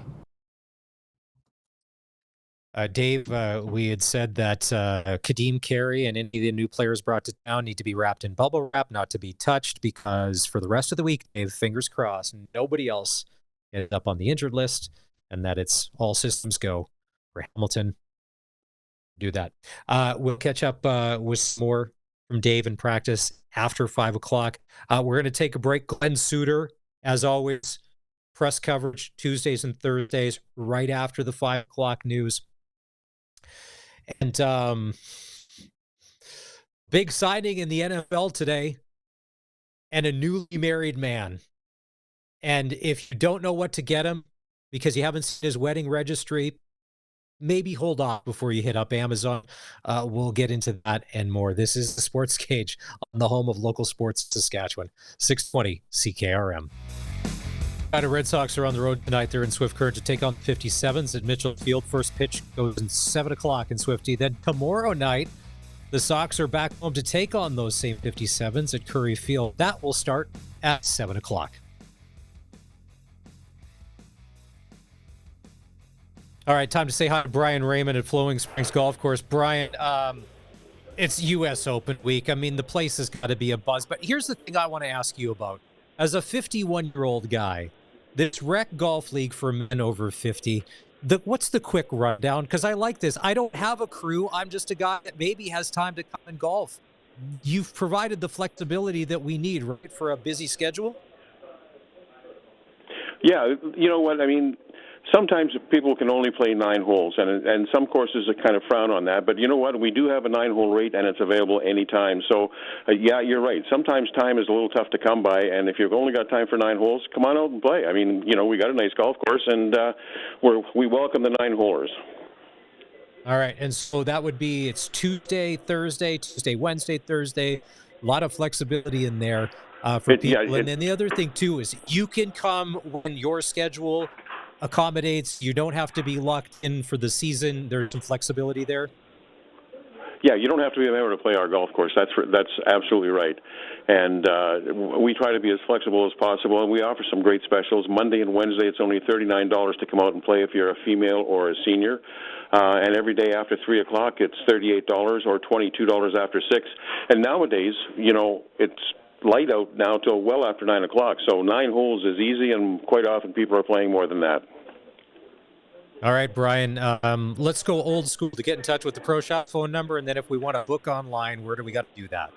Yeah, give us a call at 306-543-5050, and you can now book online at flowingspringsgolf.com. Thanks, Brian. We'll talk to you Thursday. You betcha. Thank you. Our Saskatchewan Roughriders are in Hamilton to take the Ticats. SaskTel pick the scores back for another season. Tell us who you think is going to win, and text it to us along with your first and last name, 306-936-6262. Not only could you win tickets to an upcoming Rider game, but you could also win a $200 gift card to SaskTel. 306-936-6262.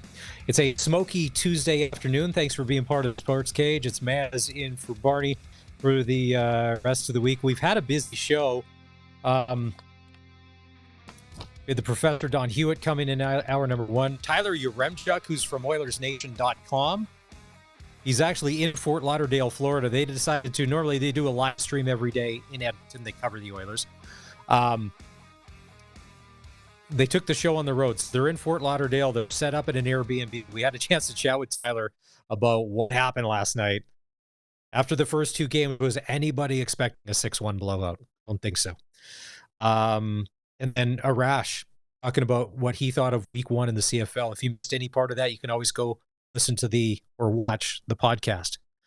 The audio on Apple, Spotify, or you can watch the video on YouTube. All right, let's go out on the Western Pizza Guest Hotline. Let's bring him in for some press coverage. We're talking about Glen Suitor.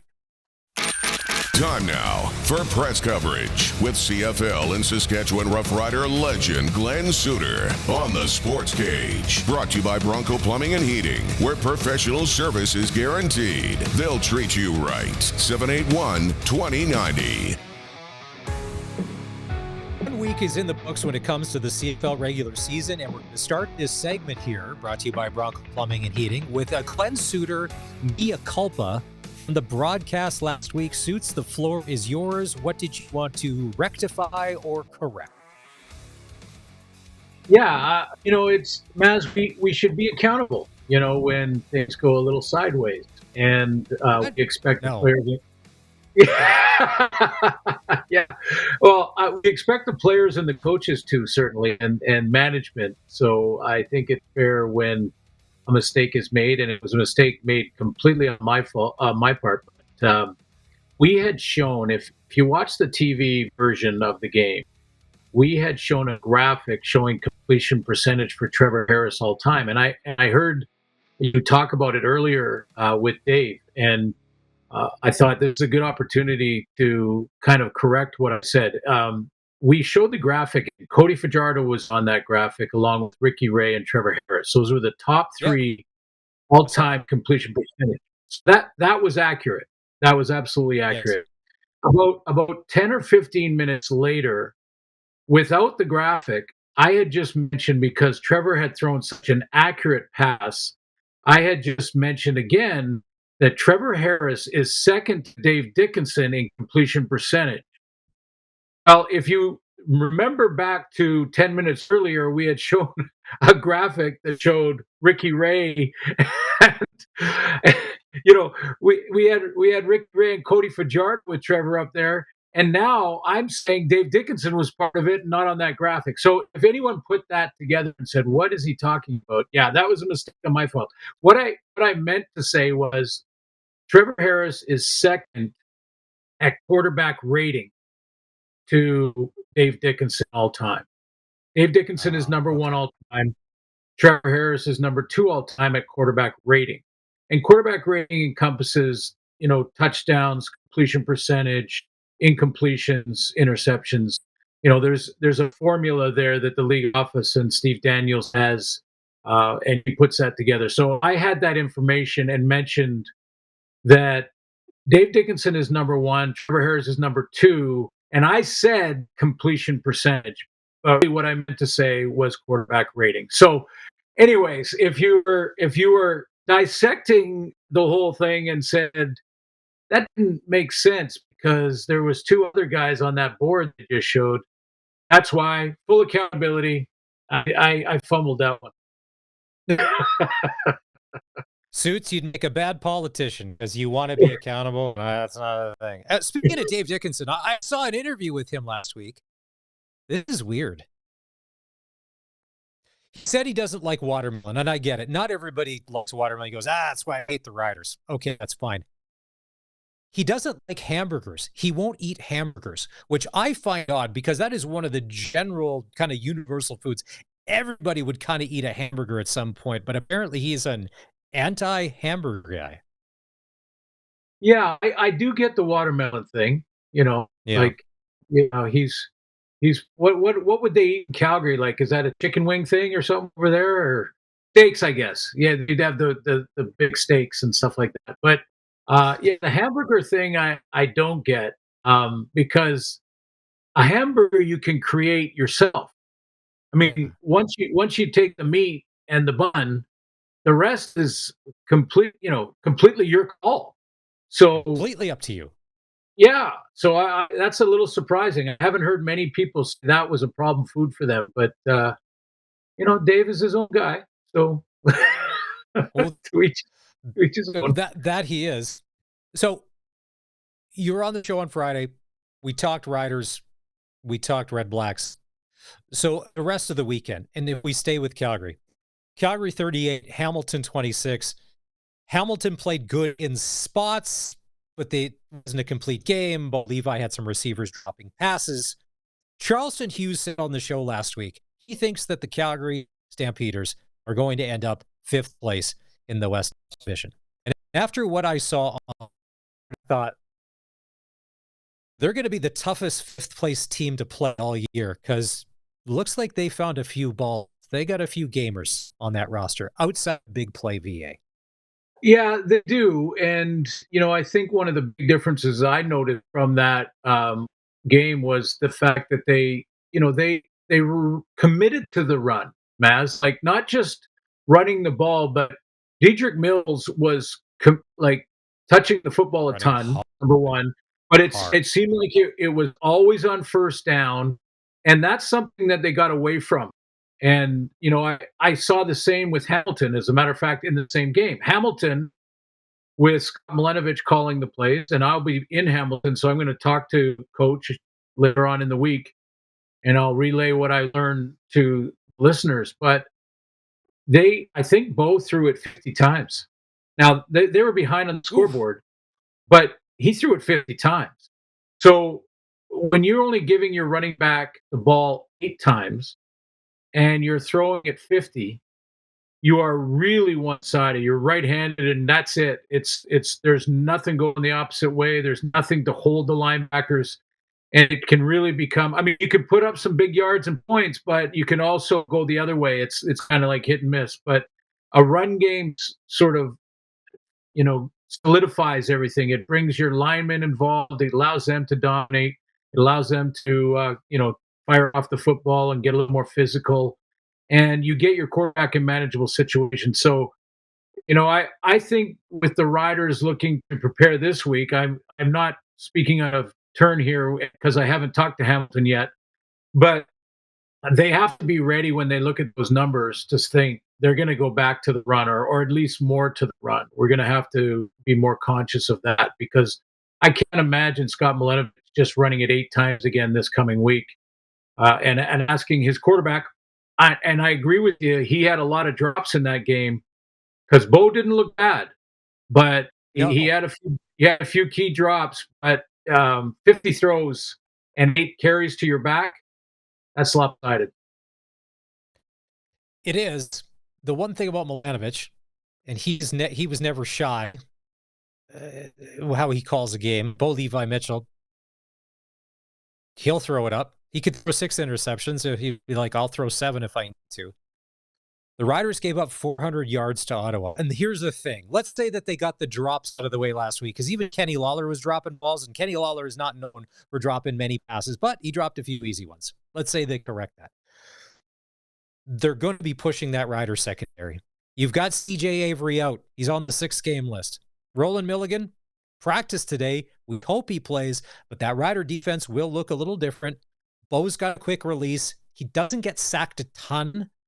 It's going to be a challenge, Suits, and you know this. Darian said yesterday he smells blood in the water for the Riders because of Hamilton and that young defense, and they don't have a run game and all of that.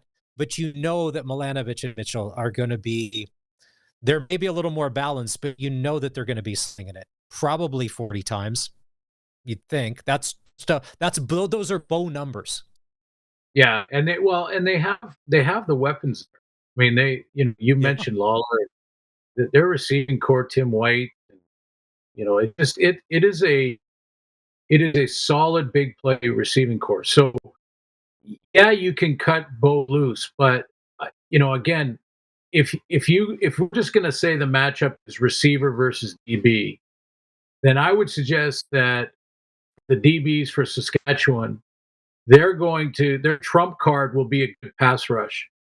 Because remember the Ottawa game when Drew Brown got in trouble, or when Drew Brown and the offense started to stall for Ottawa, even though he threw for over 400, it was because of the pressure.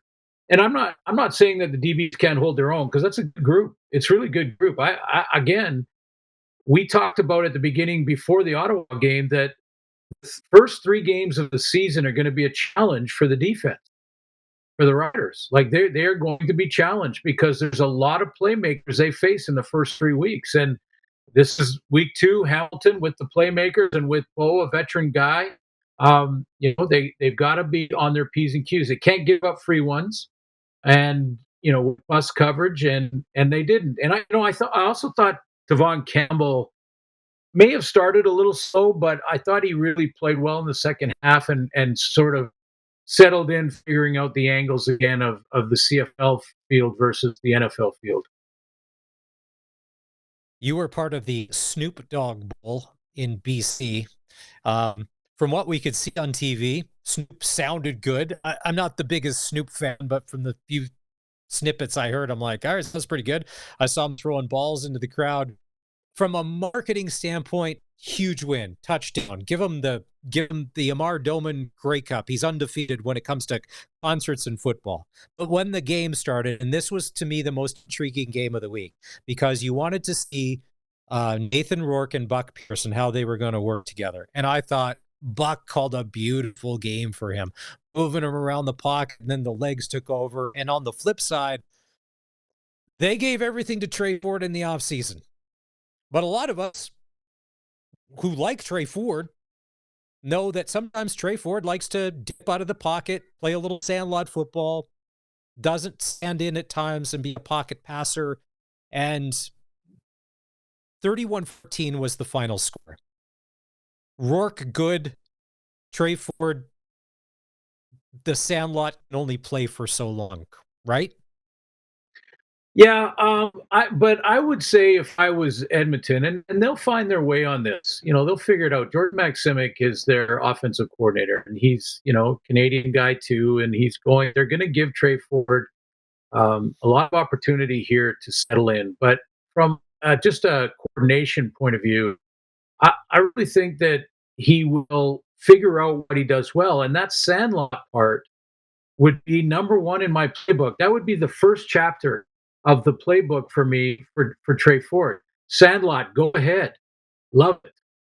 I just talked to Nathan Rourke again today because we're doing the bomber game, Lions bomber game, before we get to Saskatchewan Hamilton, and I asked him about that play, and he said, I became a fan. So did Buck Pierce. They're playing against this guy in Trey Ford, and that one play where he ran 29 yards and then found his back down the field, and they almost scored. And and by the way, at the end of the third, it was a 3-point game at the end of the third quarter. So the Lions took over offensively in the fourth with that long drive, 107-yard drive from Nathan Rourke, who looked fantastic in the game, by the way. But to me, Trey Ford is such a unique athlete. I don't know why we keep trying to put him in the box of pocket passer. I don't know why we do that. I mean, nobody. Well, I guess it did happen early in Damon Allen's career, but once we saw Damon Allen win championships and Grey Cup MVPs, we went, oh, maybe Damon Allen can be the Sally Rand guy. He can be the play action, roll out, run all the time. Doug Flutie was the same way. Doug Flutie never, well, I won't say never, but he very rarely just became Ricky Ray in the pocket. He never, or Trevor Harris in the pocket. He wasn't that guy. He was always retreating. He was always throwing off different angles. He was running around. I think you embrace that if you're Edmonton. Don't try to force him to become the pocket guy. You'll need it at times, yes, but the whole RPO package, run pass option package, Maz, is designed for this type of guy. Like, you ride the running back at the hole in the interior between the center and the tackle. If the defensive end pinches, you pull it. If the defensive end stays high, you give it to the back. They have fantastic backs in Edmonton. Justin Rankin and Javon Leake are great tailbacks. So if you get Trey Ford pressing the edge, play after play after play, you're going to force the defense to overload it, and then you go backside, and then you go, you roll out and go bootlegs and things like that. So, I keep hearing that, well, Trey Ford is still not a pocket passer. And I go, well, why are you trying to make him one? That's not Trey Ford. Trey Ford is a dynamic athlete like I've never seen in the league. And I'm very careful, Maz, to not compare him to Flutie or compare him to Warren Moon or any of the great quarterbacks that we've seen in our league. But I am just saying he is so genuinely unique that he needs to force an OC to completely rethink the game of offense and design a package that really works for him, and then watch him go. I mean, when Nathan Rourke is standing there going, I was on the sideline kind of going, wow, that was something else. Like, I've never seen that. I mean, that's what I for a lot of us, I thought, well, maybe this will happen in the offseason with Max Simic. So if you talked about the Trey Ford playbook, the option one is Sandlot. That if they put in chapter 2 and if he was there, this is that we thought, okay, then he really is a threat. Because you mentioned some good ones like Flutie and Damon Allen and Ricky Ray and all of those guys. So in the fourth quarter, when the Lions were able to contain him in the pocket and he needed to throw, I think for me to go, okay, he's really added that next level to his repertoire where he does gun it in and gets the first down, to be like, I can throw it, I can run it. You guys don't know what I'm going to do, but it seemed like, and this is just from watching on TV, when they were able to keep contain, it wasn't that same magic because they forced him to throw, and that's where it seemed to break down. Because like you said, going into the fourth, it's a 3-point game, and then the Lions took over, and then the defense took over. And I don't know if it was the calls that were there all night or if they changed something up, but that's that progression. Because we had Dustin Nielsen on the show yesterday, and he talked about The Elks needed a little more running game because, like you had said, they have great running backs. They could rely on them a little more, take some of that pressure off. And the thing being is that, listen, if it's there, but when you do have to throw, you're like, okay. And it's only week 1. Right. But I guess my point is, and by the way, I really think that Trey can throw from the pocket. I do. He's not Ricky Ray yet, but he can throw from the pocket. And but so my point is not, at some point he's got to become a pocket passer because the game will demand it of him.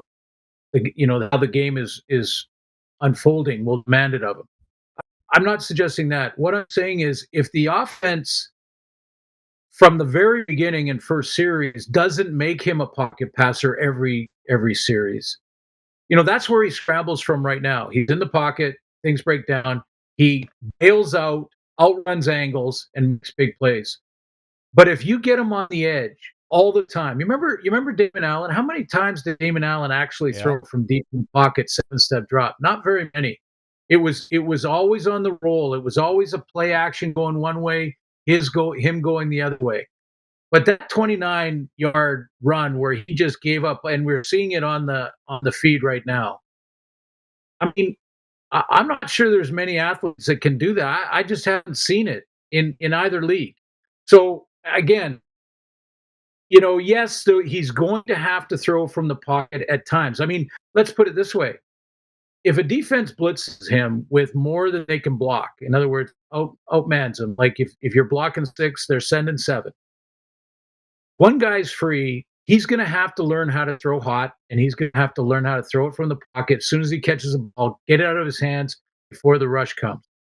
But aside from that, everything else can be built off of the RPO looks and the ride to side that Mark Trestman used to call it, and rollouts and bootlegs. Get him on the run, always lean into his athleticism, and then watch him grow from the pocket as that happens. And I'm sure they're going to figure that out. Like, I'm sure they already are talking about things like that, because your quarterback's also important position on the field, and you want to put him in his strength. Whatever he does well, that's what you want to have in your playbook. So, I know Jordan Maximic will get there. It's just a matter of, hey, this was game 1. It was a 3-point game, and Edmonton had pinned the Lions after that big play from Trey, and they scored on that drive. Edmonton had pinned the Lions on their own 3-yard line, and Nathan Rourke put together a 107-yard touchdown drive to take control of that game. So the Lions earned it, and we'll see week 2. Yeah, and not that the Rider game in Hamilton isn't high on my list, but to me the most intriguing game of the week, and we'll talk about it more on Thursday when you're on, is the Lions-Bombers. Because the Lions, by the fourth quarter, looked so good and they were rolling. Can they take that to Winnipeg, where it's going to be a sellout? It's going to be nuts. Ron Hutt's probably already lined up. And how do the Winnipeg Blue Bombers do with no Zach Collaros? And they've got Chris Streveler because of the 1-game suspension. So to me, I know it's only week 2, but I think we're going to find out a lot about two teams that, Bombers are still king of the heap. The Lions are trying to get back to what they once were. Should be a clash, and I'm hoping it's just going to turn out to be a great football game. Well, and remember, no Zach Collaros in game 1, so yeah, Chris Streveler will be starting quarterback for the Bombers, but he knows the system, and Brady Oliveira is still Brady Oliveira, and here's a line that I'm going to use on the air because we talked to them today on Zooms, but. I asked Nathan Rourke about Willie Jefferson.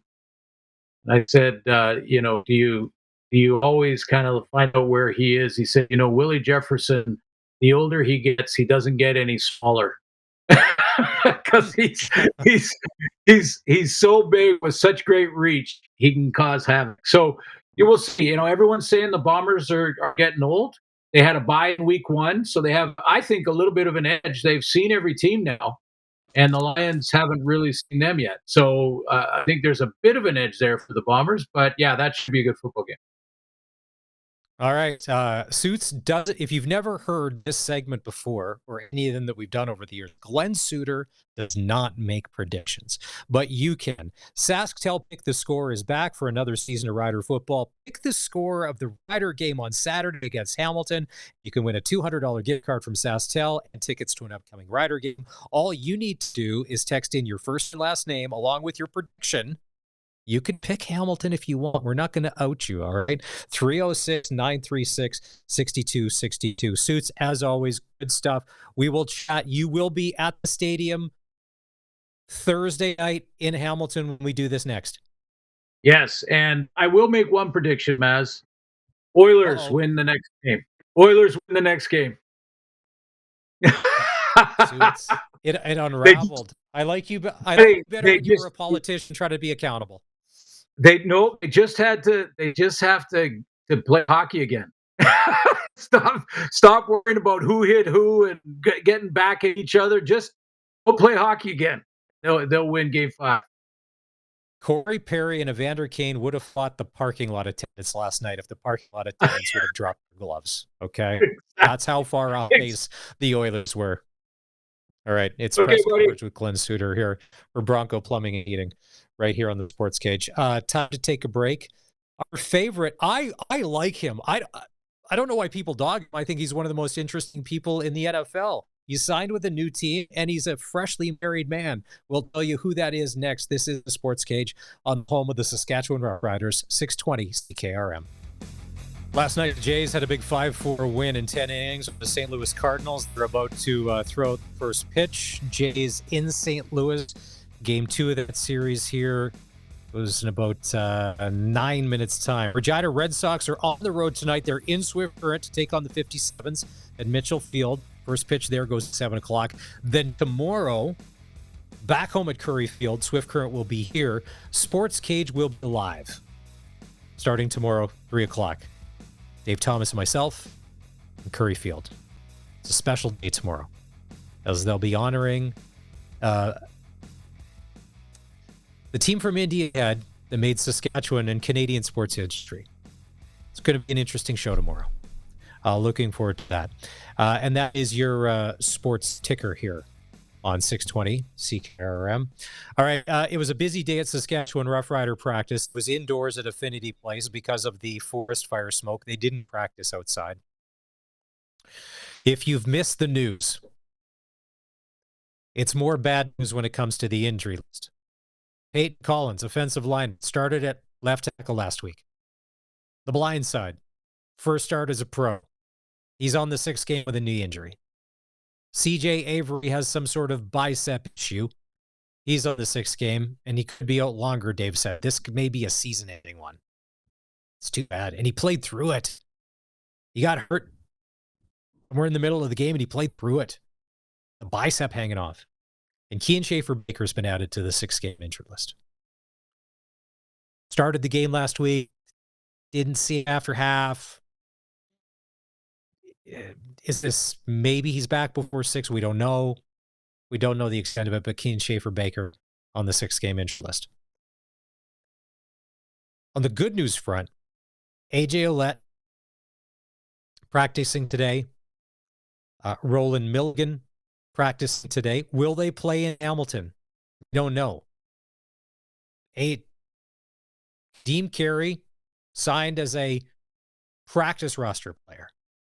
And Coach Mace was very adamant saying, listen, he knows what he's in for. He's a practice roster player for the Saskatchewan Roughrider team, and he's 100% okay with that. Dave Thomas had a chance to ask Coach Mace about Carey being an insurance policy for AJ Ouellette.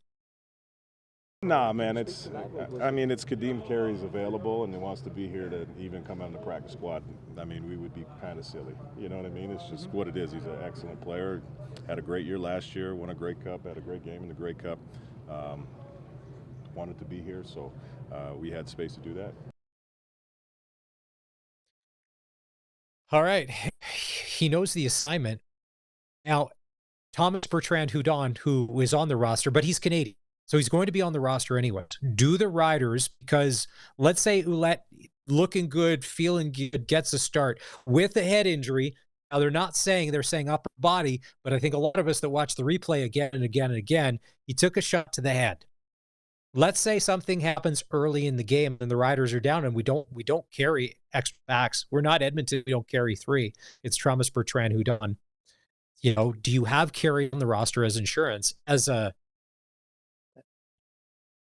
crazed fan with a rooting interest that we're 1-0 and we could be 18-0 if it all worked out. Yes, have him there. You brought him in for a reason. It's insurance. You never know. But then that means what goes where. Now with CJ Avery, we talked about this with Dave. With CJ Avery coming off, who takes that linebacker spot?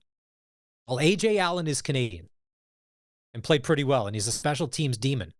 Anton Brooks Jr., if you're checking the transactions at CFL.ca, has been moved from the practice roster to the active roster. Now, does that mean that he will be on the active roster Saturday and Hamilton will be starting? We don't know, because you've got AJ Allen. So if you did do that, AJ Allen's there, you bring Carey on, but then here comes it. There's a lot happening. We'll probably find out more in the next few days of practice. So far, so good that Ouellette and Milligan were practicing. It's just the same old snake bit Riders over these past 5 years where we've only played one football game, and the good old injury list is filling up. A question from the Prairie Land Rentals text line. Yes, Jacob Brammer was back. Left tackle. Brammer was back. It was a one-game thing. The back spasms are holding him out. He was back at practice today in his rightful spot. We mentioned this before the break.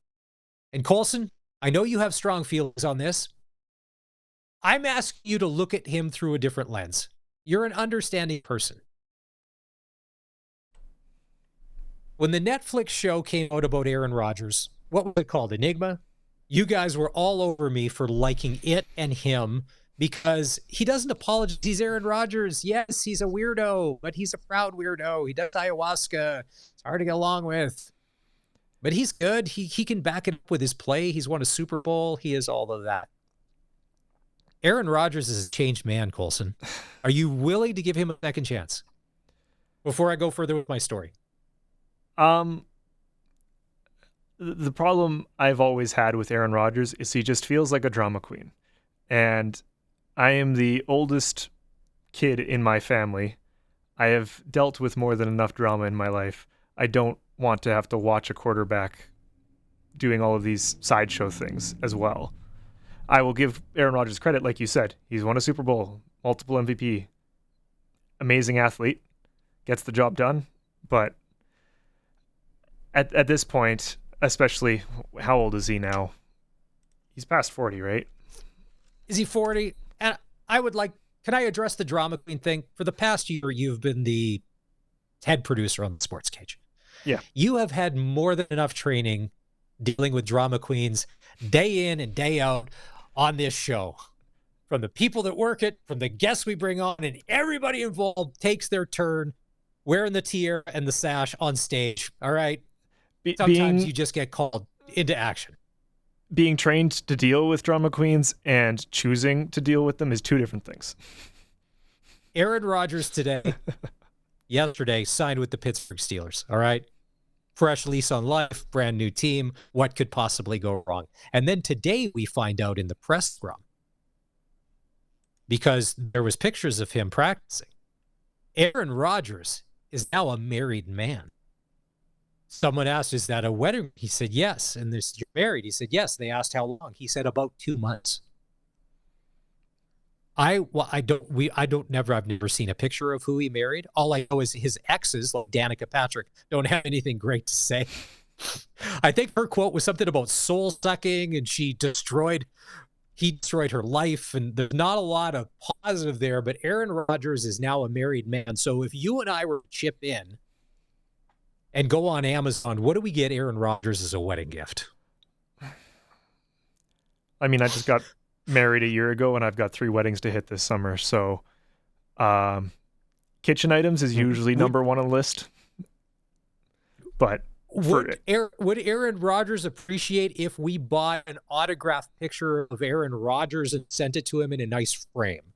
That's all I'm saying. Something along those lines where it's about Aaron. It's always about Aaron, and this would show our support and love for Aaron.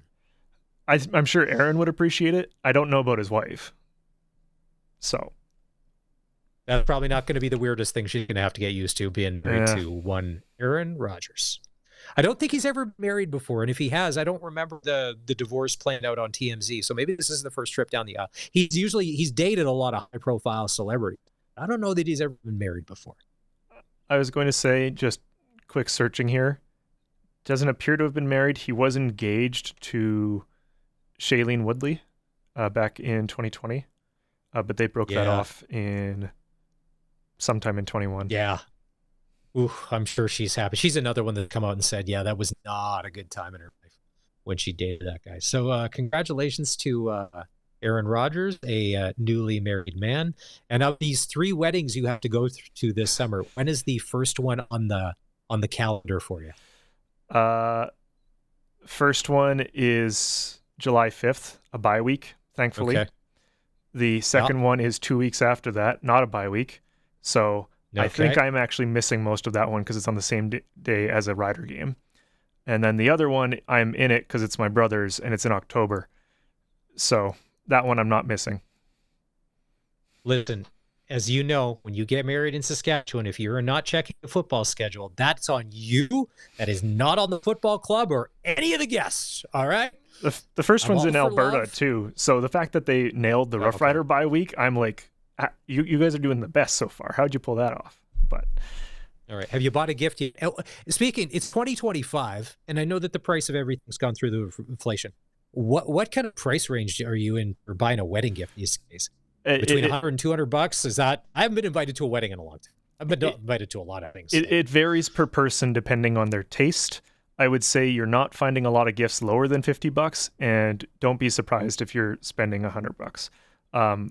I know a lot of people, especially families, that are doing groups. So, hey, here's this kitchen appliance that goes for $500, $600 from like the 10 of us, right? So nice. And then you just let mom and dad pay for it, and then you never pay them back, but then it looks good. You signed the card. Beautiful. That's a Colson Schultz special, wedding special right there. All right, time to take a break. Let's see. Final segment coming back. It's been a busy show. There's been lots going on. Still time for you to get in on the SaskTel Pick Score, 306-936-6262. Ticats and Riders on Saturday. What's going to happen? Got a prediction? First name, last name, and the score. You have a chance to win not only Rider tickets, but a $200 SaskTel gift card. This is the Sports Cage on the home of the Saskatchewan Roughriders, 620 CKRM. Thanks for being part of the show today. It's brought to you by Sask Lotteries. Tomorrow we'll be live at Curry Field as the Red Sox will take on the Swift Current 57s. Guests scheduled to appear in no particular order, nor we guarantee that they're going to show up. Ryan Pinder from Barn Burner, who's done the 999 baseball challenge. He's watched 9 innings of baseball, drank 9 beer, and ate 9 hot dogs. We'll ask him how he did it. Brad Johnner from the Johnner Brothers is going to join us at around 4:30 tomorrow afternoon. It's their busiest time of year. They're playing shows, and in some of these shows, you can get a free mullet haircut. You got to add extra value these days.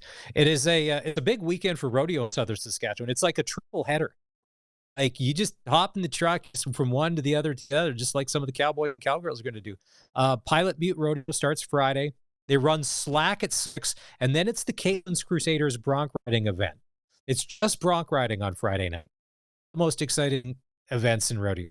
To me, it's bull riding, bronc riding. Some people go, you're a bronc rider, it's bronc and bulls. That's where you can get Friday night, and then the karaoke to follow. Oh, no slow songs, please. Like up-tempo, Colin Baton Rouge, all that kind of stuff. No slow requests, right? Don't bring the mood down. Saturday, heavy horse pull, chariot races, CCA Rodeo and Chuck Wagon start at 12:30. Bud Light Cabaret with the Gecko Band from Mexico at 8:30. And then Sunday, they'll do Rodeo and Chucks again at 12:30. The KRCA Rodeo in Estevan. It's Friday and Saturday. Performance 1 goes Friday night, 7 o'clock. Performance 2, Saturday, 7 o'clock. It's going to be a busy weekend in Estevan. They got the fair on, like you name it. Midway, cotton candy, something with nacho cheese on it. And then the Long Creek Rodeo in Radville is Friday till Sunday. Beer gardens at 5. I like this Friday. Whoever did this would be like, listen, there's actually no rodeo on Friday. It's just beer gardens and a steak dinner. The beer gardens open at 5. Steak dinner's at 5:30. Whatever happens after that, it's completely up to the crowd. But then Saturday, they're going to do the mounted shooting starting at 10. Beer gardens at noon. First performance of rodeos at 4. Sunday, mutton busting gets going at 3 for the kids. It's always so much fun. And then rodeo performance number 2 will go at 4. On Friday on the show, Dustin Edwards, who is our rodeo guy, will break down everything. There's a lot of cowboys and cowgirls that are having incredible seasons so far that may end up at the Calgary Stampede that you could possibly see this weekend. So there's a lot going on. All right. We want to thank everybody that's been part of the show today. Don Hewitt, the professor. Love anytime he's on the show. Arash Madani, Glen Suitor, and Tyler Yaremchuk from Oilersnation.com down in Florida covering the Oilers-Panthers series there in Fort Lauderdale. If you missed any of the show, you can go back and watch it on demand in podcast form. If you're watching it, you can do that on YouTube. You can have it right there. Or if you would just want the audio, it's the Apple and Spotify on your smart device. And when you give us a follow, when you're on Apple or on Spotify, the new episodes will just automatically populate. So boom, it goes just right there. And then you zip to the parts you want and fast forward through this stuff you won't. This is the Sports Cage. We appreciate it as always. And to the guy who was Colson on the text line that called us the drama queens, we were just talking about drama queens. Thank you. We appreciate it. Mark 306-936-6262. Have a great night. We'll talk to you tomorrow at 3 right here on 620 CKRM.